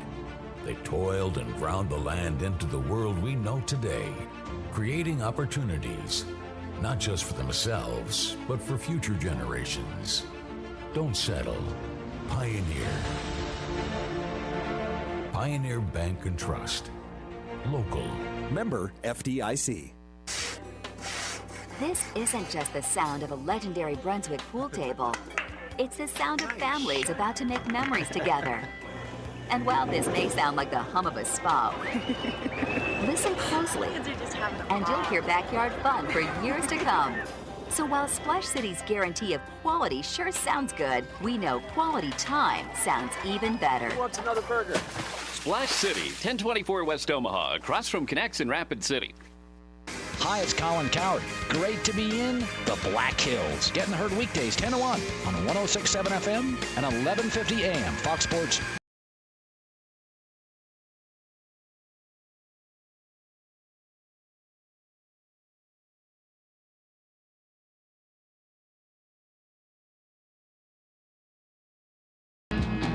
Welcome back in the Nate Brown Show live on a Monday. Hope you had a great weekend. You're back at it on a Monday. Thanks for being a part of the show. South Dakota Sports Talk Show on Fox Sports Rapid City, built by Consolidated Construction. For more than 70 years now, Consolidated has known each project's more than a building. They get it. It's our community. It's your business launchpad. It's your hard work coming to life. They want to take you from the start to finish within budget. Consolidated knows each project has a true purpose. Work with somebody that was born in the Dakotas. OneCallToBuild.com. Start there. Consolidated Construction. OneCallToBuild.com for more info. John Bryce coming up tonight. One of our favorites, national college football writer, FootballScoop.com. Ben Kramer's in. Hot Springs head football coach tonight. Hot Springs is rolling, man. Look out. I said one of the top teams in the state. West River football, we always get so much trouble. Some of our programs struggle. Hot Springs is rolling. We'll talk to Ben Kramer, the head coach, on tap.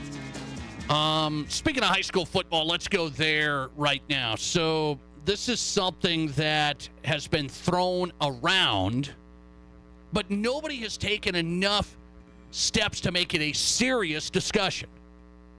And I think it has to be a serious discussion because sports are fun.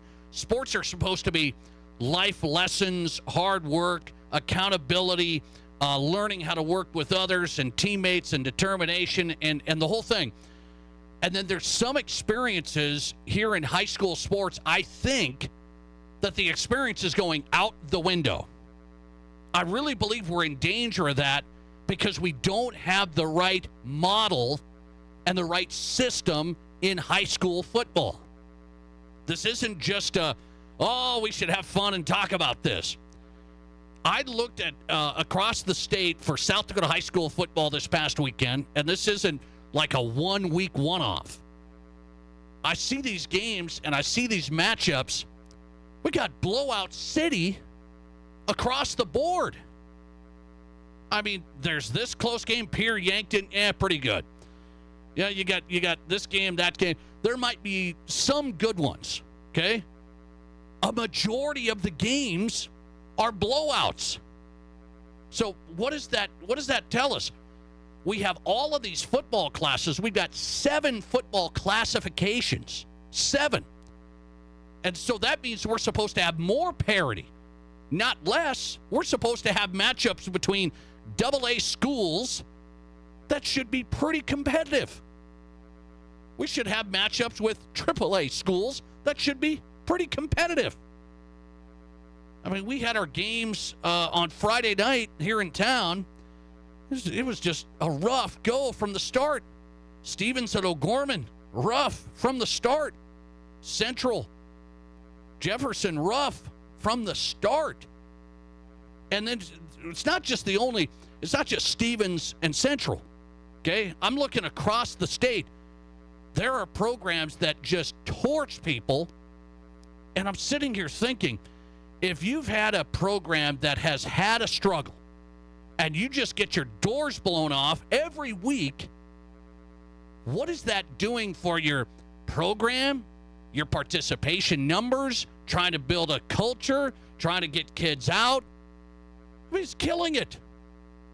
You are just absolutely up against the wall. So what am I meaning by this? I look at Douglas, okay? I'm going to talk about the Patriots. I've watched a lot of Patriots football over the years. Coach Magic goes out there, and I spent a lot of time out there. I understand the dynamic. It's very unique. It's not like every school. I understand. Kids in, kids out, families in, families out. It's a factor. And we're sitting here watching Douglas having to play T area. And T is a power program in AA. I don't think the best, but they're up there. I mean, Pierre right now is the best, I think, but T is up there. And it's just over from the start for Douglas. It's over. And it's not even competitive. It's not even close.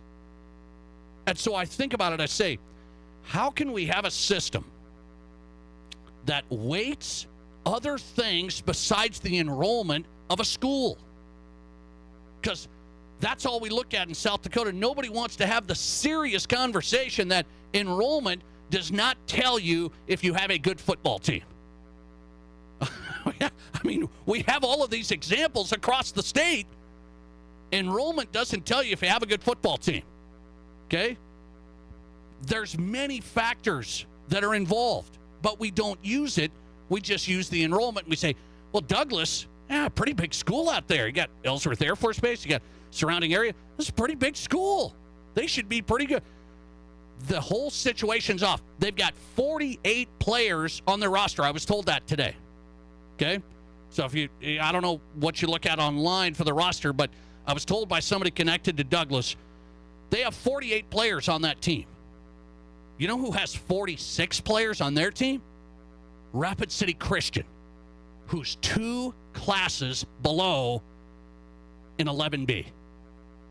So what does that tell you?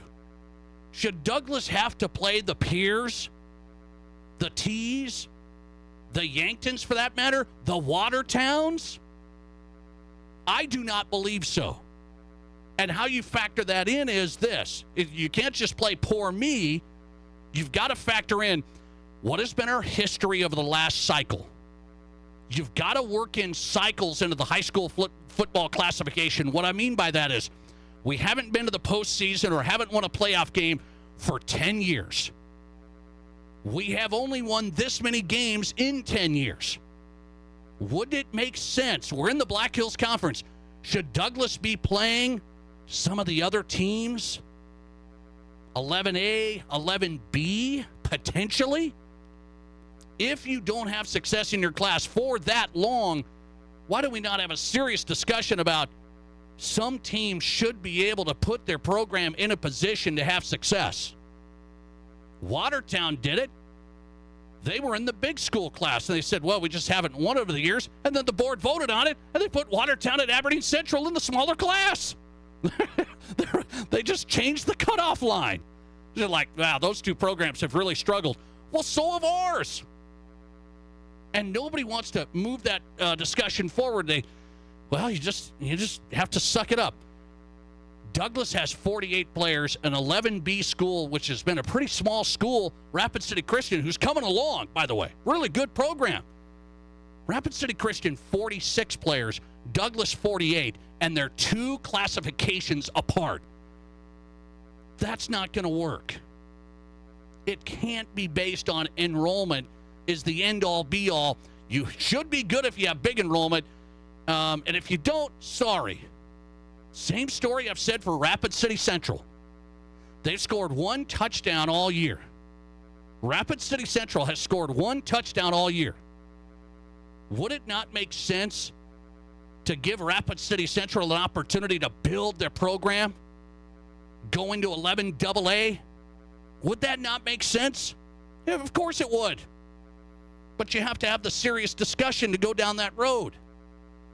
It's not just based on, hey, we think we should be in 11AA. It's based on your past. And you do it every cycle. You do it, you go on 2-year, 4-year cycles. And you look at the history and you put in some benchmarks and you put in policies. And you say, if you've won this many, if you've missed the postseason, you get relegated, you get to go down to this program, to this class if you want to. We let some schools do it, Watertown and Aberdeen Central, and then we just act like the other ones out here. Just suck it up, guys. Thanks for calling. You're live today, and you go ahead. Yeah, hey, Nate, I've been thinking the same thing. There's just too many 50-0 football games. Yeah, I really believe that. I really do. I mean, there's a few good ones, and there's a lot of bad ones. What they need to do in the winter is sit down, have a committee, and say, hey, this team beat this team 50-0. Let's don't have them paired up again next season. You know, give all the teams, every high school football team should have a chance to compete. I'm with you on it. I don't know how you schedule it. I think you have to look at giving teams a chance to move down. I really do. And it can't just be guesswork, you know. Whatever it takes. I appreciate you getting in. Thanks for calling. It can't be guesswork, you know. I mean, honestly, nobody followed this because it was East River. Aberdeen Central and Watertown, they said, hey, we can't win. We've had a history of not winning against Sioux Falls, and we've been in AAA, and we're not as big as Jefferson and Roosevelt and Washington. I get it. And then they said, yeah, let's move those guys down. Let's just have the cutoff mark at this. So then Watertown and Aberdeen Central got to move down. Now they're the big boys. And Douglas is out here going, we've had a struggle too. Well, we still have to play against teams that overmatch us, overpower us, the numbers are off the charts. I mean, you got freshmen out here trying to play varsity. Kids are getting hurt and everything else. Have a serious discussion about the right policy. It's called relegation. And some programs need it to provide some more numbers, more success, get a leg up, start winning. You're not going to get that many players to come out at Rapid City Central when you got 1 touchdown through 4 games. I mean, it just is what it is. All right. Listener text coming in. Douglas went to T with 28 players, finished with 15. Is that right? I don't know. That's rough if that's the case. Let's see. Listener text, Spearfish wasn't winning back in the day in the big school class, and then they got dropped to 11A because of enrollment, and they saw success. Yes, I remember that. The enrollment piece is a factor. It can't be the only factor. That's my point. But nobody ever, just talks about it. We have blowouts, everybody loses, and then the East River teams win, and everyone's like, man, why can't West River football get going? There's things that have been in the way a long time, and I think the system is flawed. I really do. All right. Back with John Bryce, national college football writer for footballscoop.com. A massive game this week.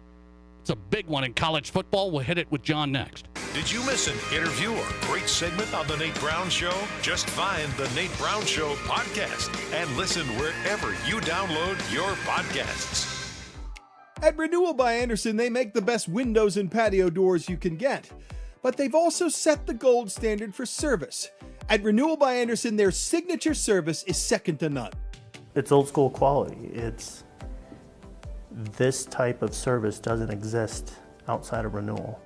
Renewal by Andersen's signature service, trust, respect, care. Renewal by Andersen. You'll be delighted like so many others are. Visit RBARapidCity.com to book your free estimate. As a business owner now, Black Hills Tire has an interesting motto: 1 car, 1 customer, 1 opportunity at a time. We just want to portray that every person that comes in, we're going to give you our undivided attention. You're not a number to us. Every single individual customer, every single individual thing we do for that customer is what makes us. Yeah. Every time you come into our store, this time, next time, the time after that, every single one was an individual chance for us to earn your trust. Check us out at blackhillstire.com. Exceptional offers continue for September at Spearfish GMC Cadillac. New Sierra 1500 models feature 2,500 trade assistance plus $750 bonus cash for a total of up to $3,250 cash back and 0.9 APR financing for qualified buyers with approved credit. GMC, we are professional grade. See Spearfish GMC Cadillac or shop online at spearfishmotors.com. Need somewhere to go for a quick bite to eat for lunch? Murphy's has you covered with a half sandwich and soup lunch special, plus daily specials to get you fueled up and ready for the rest of the day. Meet and eat for lunch at Murphy's, a Rapid City icon. Are you thinking about a new home or owning your first home in the Black Hills? The local bank positioned to help you through every step of the process is Black Hills Community Bank. With local originators, underwriting, processing, and closings, Black Hills Community Bank is your full-service home loans bank. Black Hills Community Bank is ready to help you take the first step into your new home. Explore your options with Black Hills Community Bank in Rapid City and Spearfish. Online at bhcbank.com. Member FDIC, Equal Housing Lender. Live from the Anytime Auto Sales Service and Details Studio, sales, service, and recreation, this is Fox Sports Rapid City.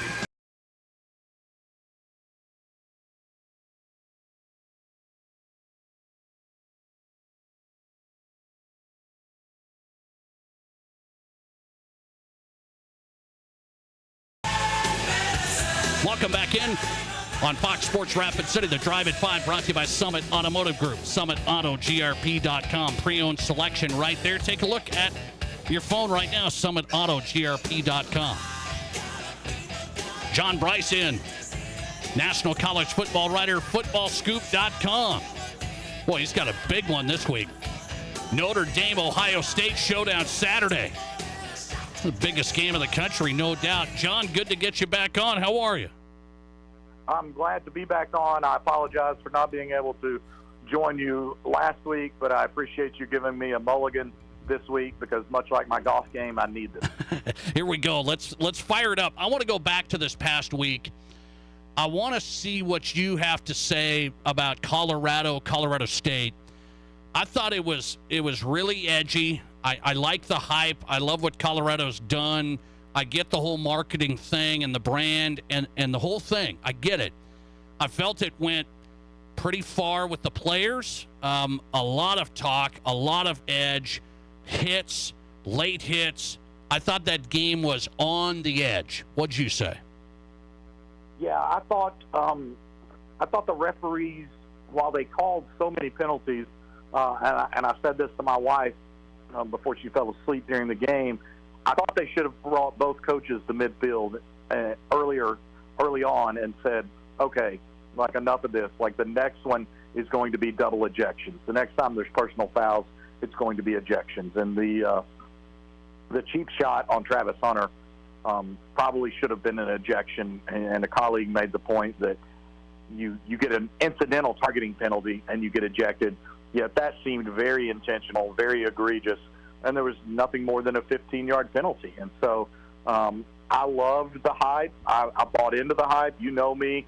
I've been doing your show for several years now. Football Scoop has been very front end on Deion because of the metrics don't lie. The data does not lie. We see what Deion Sanders, he's a needle mover, and he has been for a long time, for 2 years now at the college football level. But I agree with you. There should have been more done to control the game. There should have been more done to clean up the game. And frankly, Colorado, credit them, but they were really lucky to win that game. They got outplayed, but Colorado State had, I think, 16 penalties for 165 yards. Yeah, it was something. Colorado State played well, but boy, they had some bad plays too. And it cost them a little bit.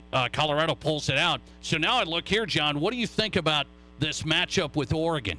This is where it meets the road here. I have a feeling toughest game of the year. Yeah, thus far, by far, the toughest game of the year. I have not. Normally, I'm better. I have not checked the Vegas line on that, but I feel I would be very inclined to hammer Oregon. I think that Oregon is getting ready to send a wake-up call to Deion Sanders in Colorado, and that's not a knock on Deion in Colorado. Look, they're already 3-0. They're halfway to bowl eligibility. I said going into the season, if he gets them bowl eligible, he legitimately deserves Conference and National Coach of the Year consideration. I will not back off of that, but I absolutely expect Oregon to work Colorado over this weekend. You've written some pieces with Deion, Jackson State, and this transition here to Colorado.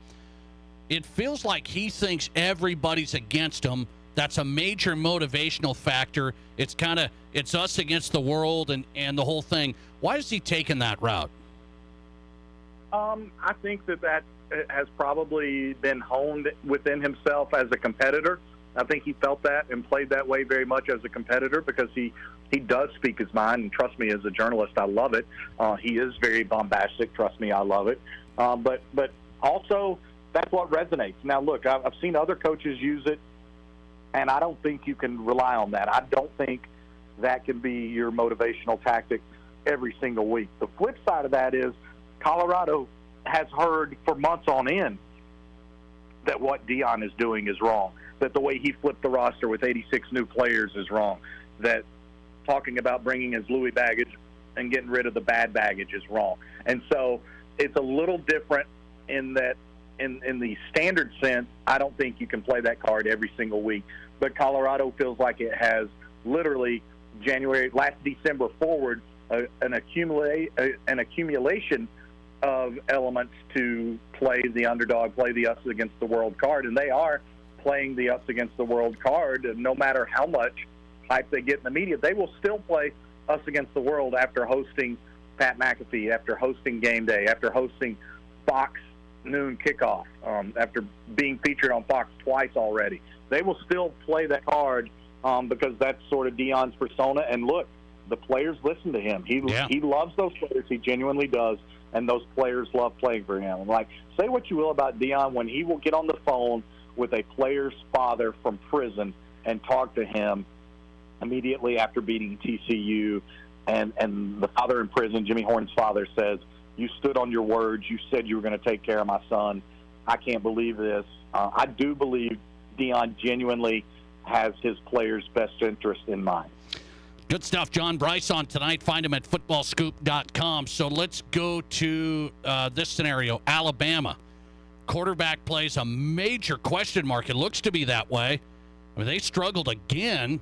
What are we thinking down in SEC country there? Yeah, I'll tell you what I was told by people in the building at Alabama, and Nick Saban wants to know, how do we not have a quarterback more prepared than this? How are we in this situation?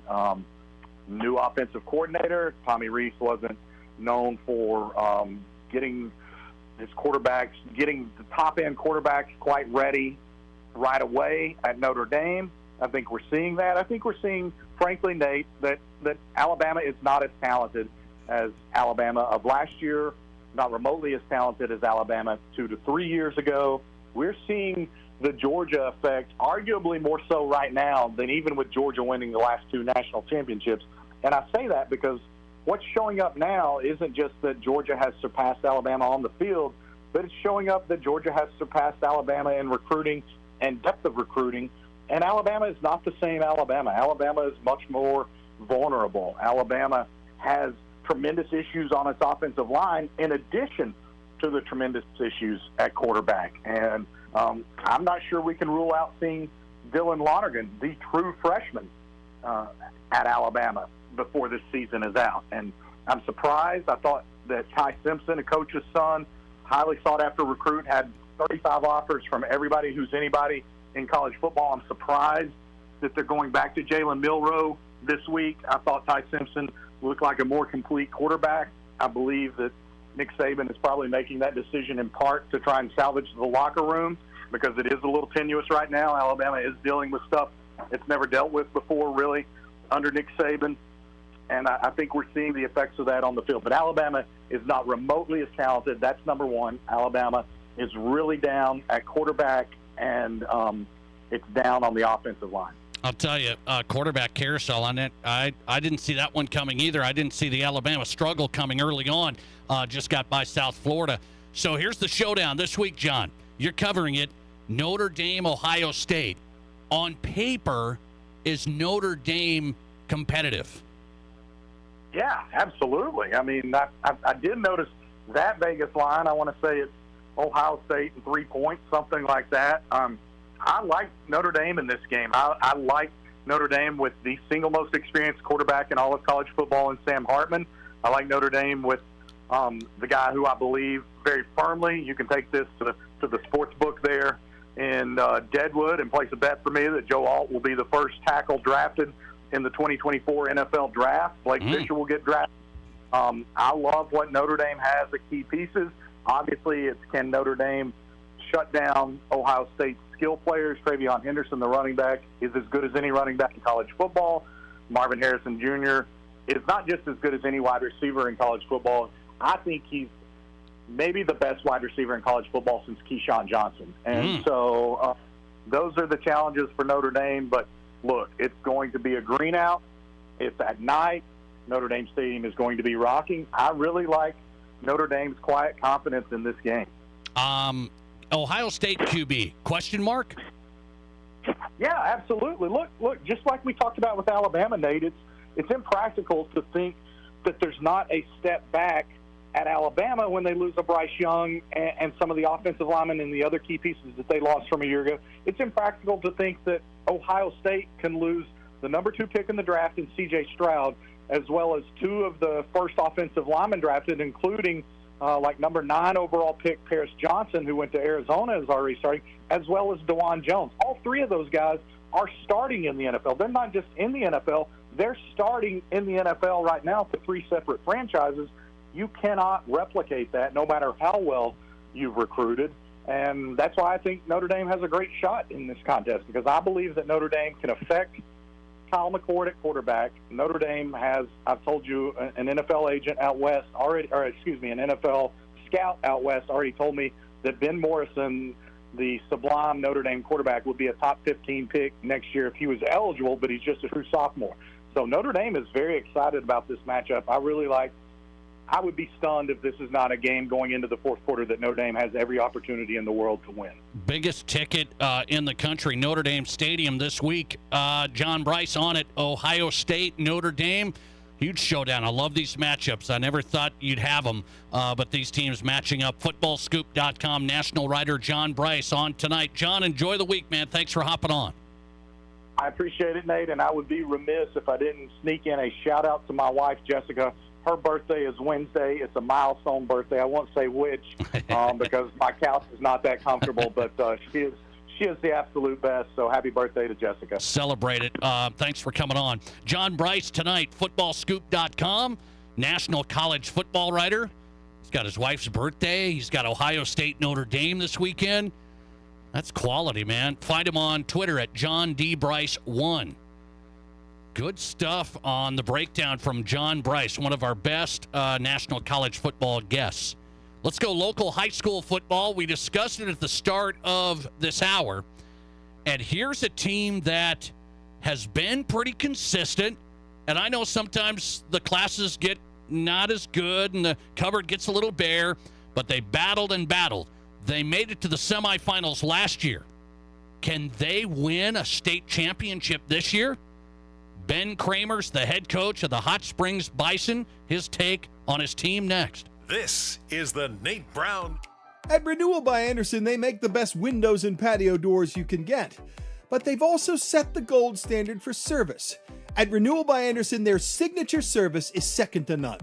It's old school quality.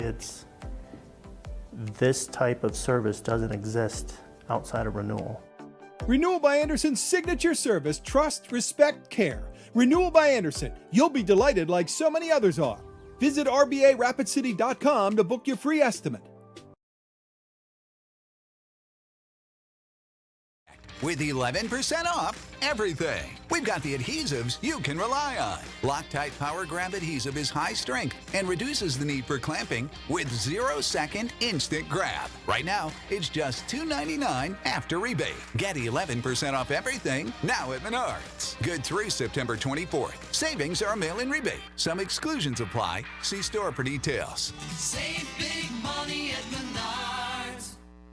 Denny Menho Rapid Chevrolet buys cars, even if they have hail damage. You heard that right. We don't just sell cars, we buy them too, even with hail damage. We make cash offers to purchase local cars, trucks, and SUVs every day. Tired of listing online? Tired of messages? Or just tired of making payments? Whatever the reason, make an appointment at RapidChevrolet.com for a no-obligation appraisal. It's fast and free. When you're ready to sell, we're ready to buy, even with hail damage at Denny Menho Rapid Chevrolet. In the past, if you needed auto body repair, you had to get multiple estimates and then try to get your car into a shop for repair. Well, not anymore. In most cases, you can stop by one shop, get your estimate, and schedule your car for a repair. The question now becomes which shop you choose. If you like quality, choose J&J Truck and Auto Body. They have ASE, PPG, and Gold iCar certifications that allow them to offer you a nationwide warranty. And they'll work with your insurance company so you're pleased with the outcome. J&J Truck and Auto Body, 1513 East Philadelphia. All right, Rapid City, one of my favorite places is Pour 54 downtown. If you're looking for the best place to have a cold one with friends, maybe date night with your wife, or just go and watch the big game with some buddies in their great sports area upstairs, Pour 54 has it all. Plus 54 taps of beer from local and regional breweries, and it's self-serve. You don't have to wait around. You can get what you want right away. And the food's out of this world. I love the Detroit-style pan pizzas. Check out Pour 54. You'll love it. Downtown Main Street. For nearly 100 years, Connex has been providing the know-how and materials to help their neighbors grow. Through partnerships with builders, homeowners, and contractors, Connect Home Centers have impacted our communities, making them stronger and safer through support of local organizations and neighborhood beautification projects. Improving the quality of life for others is important to us. We are Connect Home Center, your hometown lumberyard lending a helping hand in building our communities since 1928. From the kennel to the coop, whatever the season, Fleet Farm has everything to keep your animals happy and healthy. From training your pup to sit season, to mastering those retrieval skills season. From clipping your horse for competition season, to keeping the backyard birds well-fed season. And of course, loving your pets like family season. There's a reason people say, if Fleet Farm doesn't have it, you don't need it. Because we have it all. Fleet Farm, built for real life. Hey, this is Rob Parker from The Odd Couple. Don't miss our show weeknights from 6 to 8 p.m. right here on Fox Sports Rapid City. And now we'll send you back to Rapid City Sports Talk Show, The Nate Brown Show.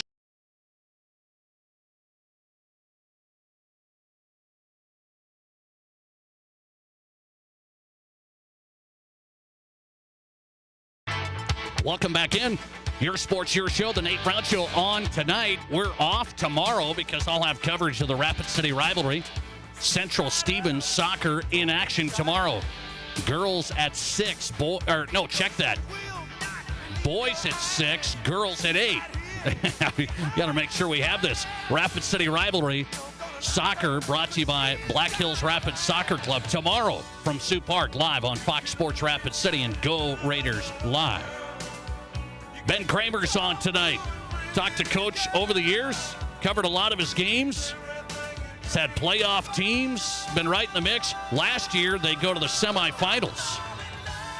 And I think maybe caught some people by surprise last year. Like, man, look at Hot Springs. They're rolling here. Had some great talent, some good guys up front. Now he brings a bunch of guys back up front, experienced, tough, hard-nosed team at Hot Springs. They're only lost to number 1 Del Rapids in Class 11A. And they just beat St. Thomas More going away at STM Saturday night. Coach, good to have you back on. How are you? Great. How are you doing, Nate? I'm doing good, man. So let me ask you about this team. I'm going to go back to last year, though. Does it matter last year's success building on into this year? Oh, absolutely. There's no doubt about it. You take the success, and we lost a couple close ones last year, and then we got throttled pretty good by Del Rapids. And what it does is just makes your kids play at a different level, and a lot of familiar faces on this team, and makes them a little more hungry, and they want to work a little bit harder in the off season, and it kind of put us where we're at right now. Okay, I look at it. What did you think? Hey, this is going to be a strong point for us. I look at your guys up front, pretty tough up there. Yeah, for sure. I think we lost one from last year's team, and I've always said it, in my opinion, experience is everything, and when you return that kind of experience, especially up front, it makes it a lot easier to coach the kids, and they have a better understanding and a better football IQ, and that's what we have this year. Ben Kramer's on tonight, Hot Springs head football coach, the Bison, one of those teams to watch in 11B. You competed with Del Rapids down there in Hot Springs, went down to the wire. They got a late touchdown and just got you. What did you take away from that game? We're tough. We have tough kids. That was a battle from opening kickoff to that last 15 seconds, and we really got to look at what we have, and I think that's the game where we kind of have an identity now. Just toughness, mental toughness, physical toughness across the board. I think, the Del Rapids game last year, I think, was a turning point for us. We knew what we were walking into on their field, and, without a better term, our kids didn't die. And I think they walked off that field thinking, hey, we did some really good things, and that was a turning point for us. And just concentrating on the successes of that game and kind of fixing the things that we did wrong. And I honestly think that was the turning point for this team, was that Del Rapids game last year. How about the competing like that against a team where it's like, I know it's the rankings, coach, so that's just media and coaches saying, well, this team's number 1. How good do you think Del Rapids was this year, and you were right there? They're unbelievable. They are unbelievable. That's the rankings are correct. What was it? The Canton game this last Friday was kind of our measuring stick to see how good they were, and they, I don't know, they were up 40-8 at halftime or something. And Canton's got a really, really good football team. Okay, I want to ask you about the rest of this season. It's all, halfway over, essentially. I can't believe it. But I look at it and say, you just beat STM, and you really controlled the game. What did you like Saturday? The adversity of the first half. We threw an interception on the 3-yard line on our opening drive, which I think would have changed the dynamics of the entire game. And then we score late in that first, and then STM goes down and scores. and it just didn't phase our guys. We took the ball straight down, scored again to make it 14-7 at half, and it's something we've concentrated all year is all the different types of adversity that you're going to deal with in a season, and how you deal with it gives me an idea and the coaching staff an idea of really what kind of team we have. And the more we see it, the more we're prepared come playoff time. Really good second half for Hot Springs Saturday night beating STM. The rest of your season, I look at it, Coach, and I say, I know this is tough. I say the strength of schedule is not really, really difficult. And so what do you do as a coach? You think, okay, we're in pretty good shape. We don't have a ton of tough games left. So how do you deal with this? Your ultimate goal is we want to win a state title here. How do you play this out?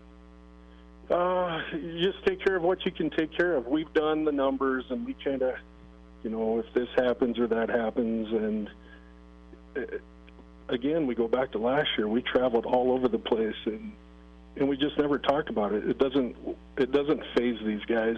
They'll play anywhere, anybody at any time, and that's one a huge. That Del Rapids game is huge again. You play the best of the best, and you play with them, and it's just confidence. We build so much confidence off of that game, and we can just go week to week. We have a ton of room for improvement. Coach Klippenstein says it all the time. We're not even good yet. Yeah, I got you on that. Trying to play this out, Hot Springs, you guys have kind of now gotten everybody's attention. What do you feel like is the ceiling here for this team? What do these guys believe?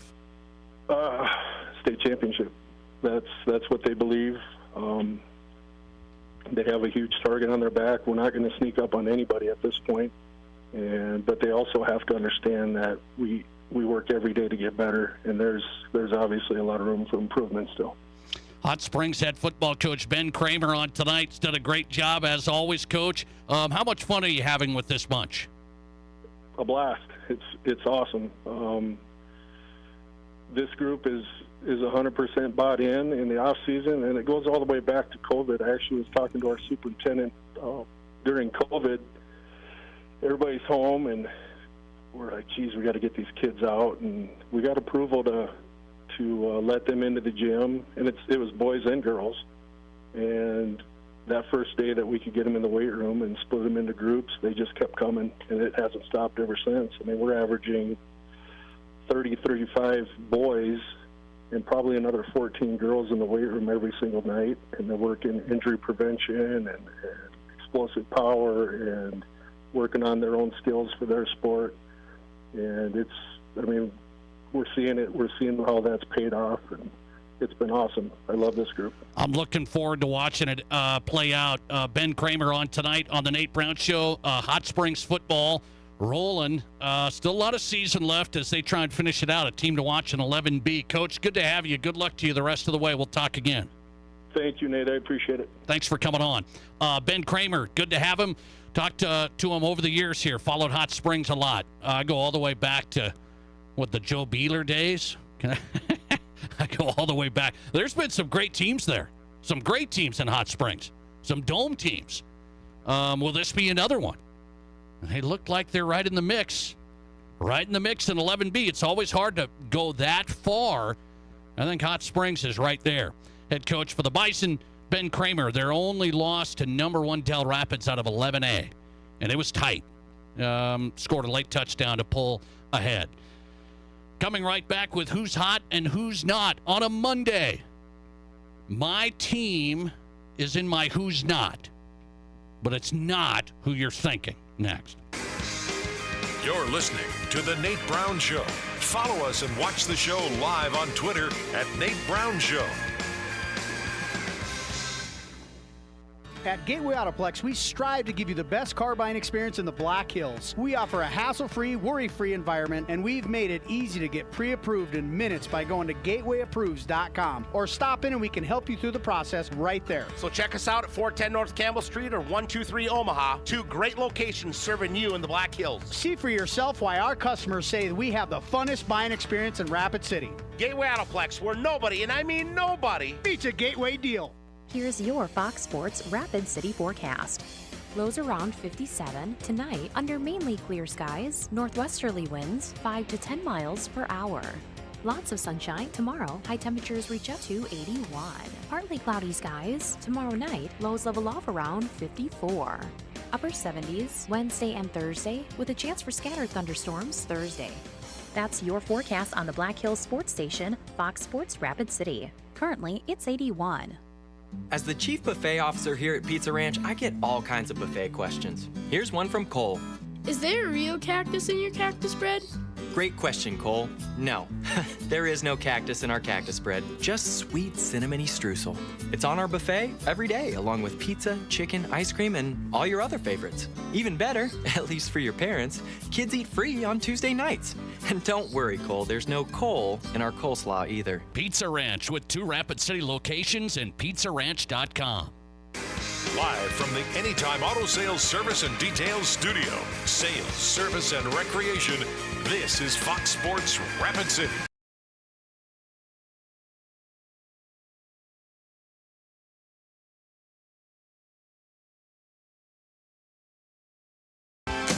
All right, let's wrap up the Monday show on the Nate Brown Show, Fox Sports Rapid City, every night at this time.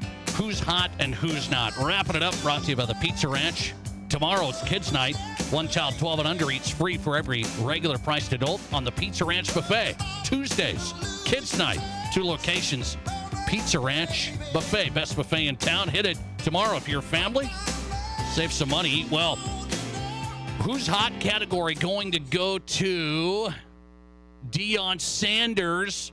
I got to show Prime some love. So he's got the sunglasses, right? You see these sunglasses? There's a company that did a deal with him, and his sunglasses are called Prime 21. Prime 21. They're reflective, you know. They're fancy. Maybe you should get a pair for the show.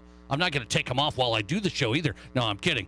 But you get Prime 21 on, and the company that signed the deal with Deion Sanders for those sunglasses said, we'll probably sell about 16,000 pairs, and people will buy them in Boulder, and, you know. They've sold almost 70,000 pairs, 4.5 million coming in on the Prime 21 shades. Do I buy some? Is it time? How about that? 16,000 pairs, they said. That's if we get 16,000 pairs, we'll be in good shape. They've already done it. It's pre-ordered. They're already up to like 70,000 pre-orders on the Prime 21 sunglasses. All right. I'm going to have to look for some for Matt Kearney. Then he can really step up his game here at Fox Sports Rapid City. Okay, in our Pizza Ranch Who's Not category, I'll just throw this one out. I'm watching the Broncos. I know they're 0-2, but I'm really hoping my Chicago Cubs make the postseason, and they've lost 5 in a row.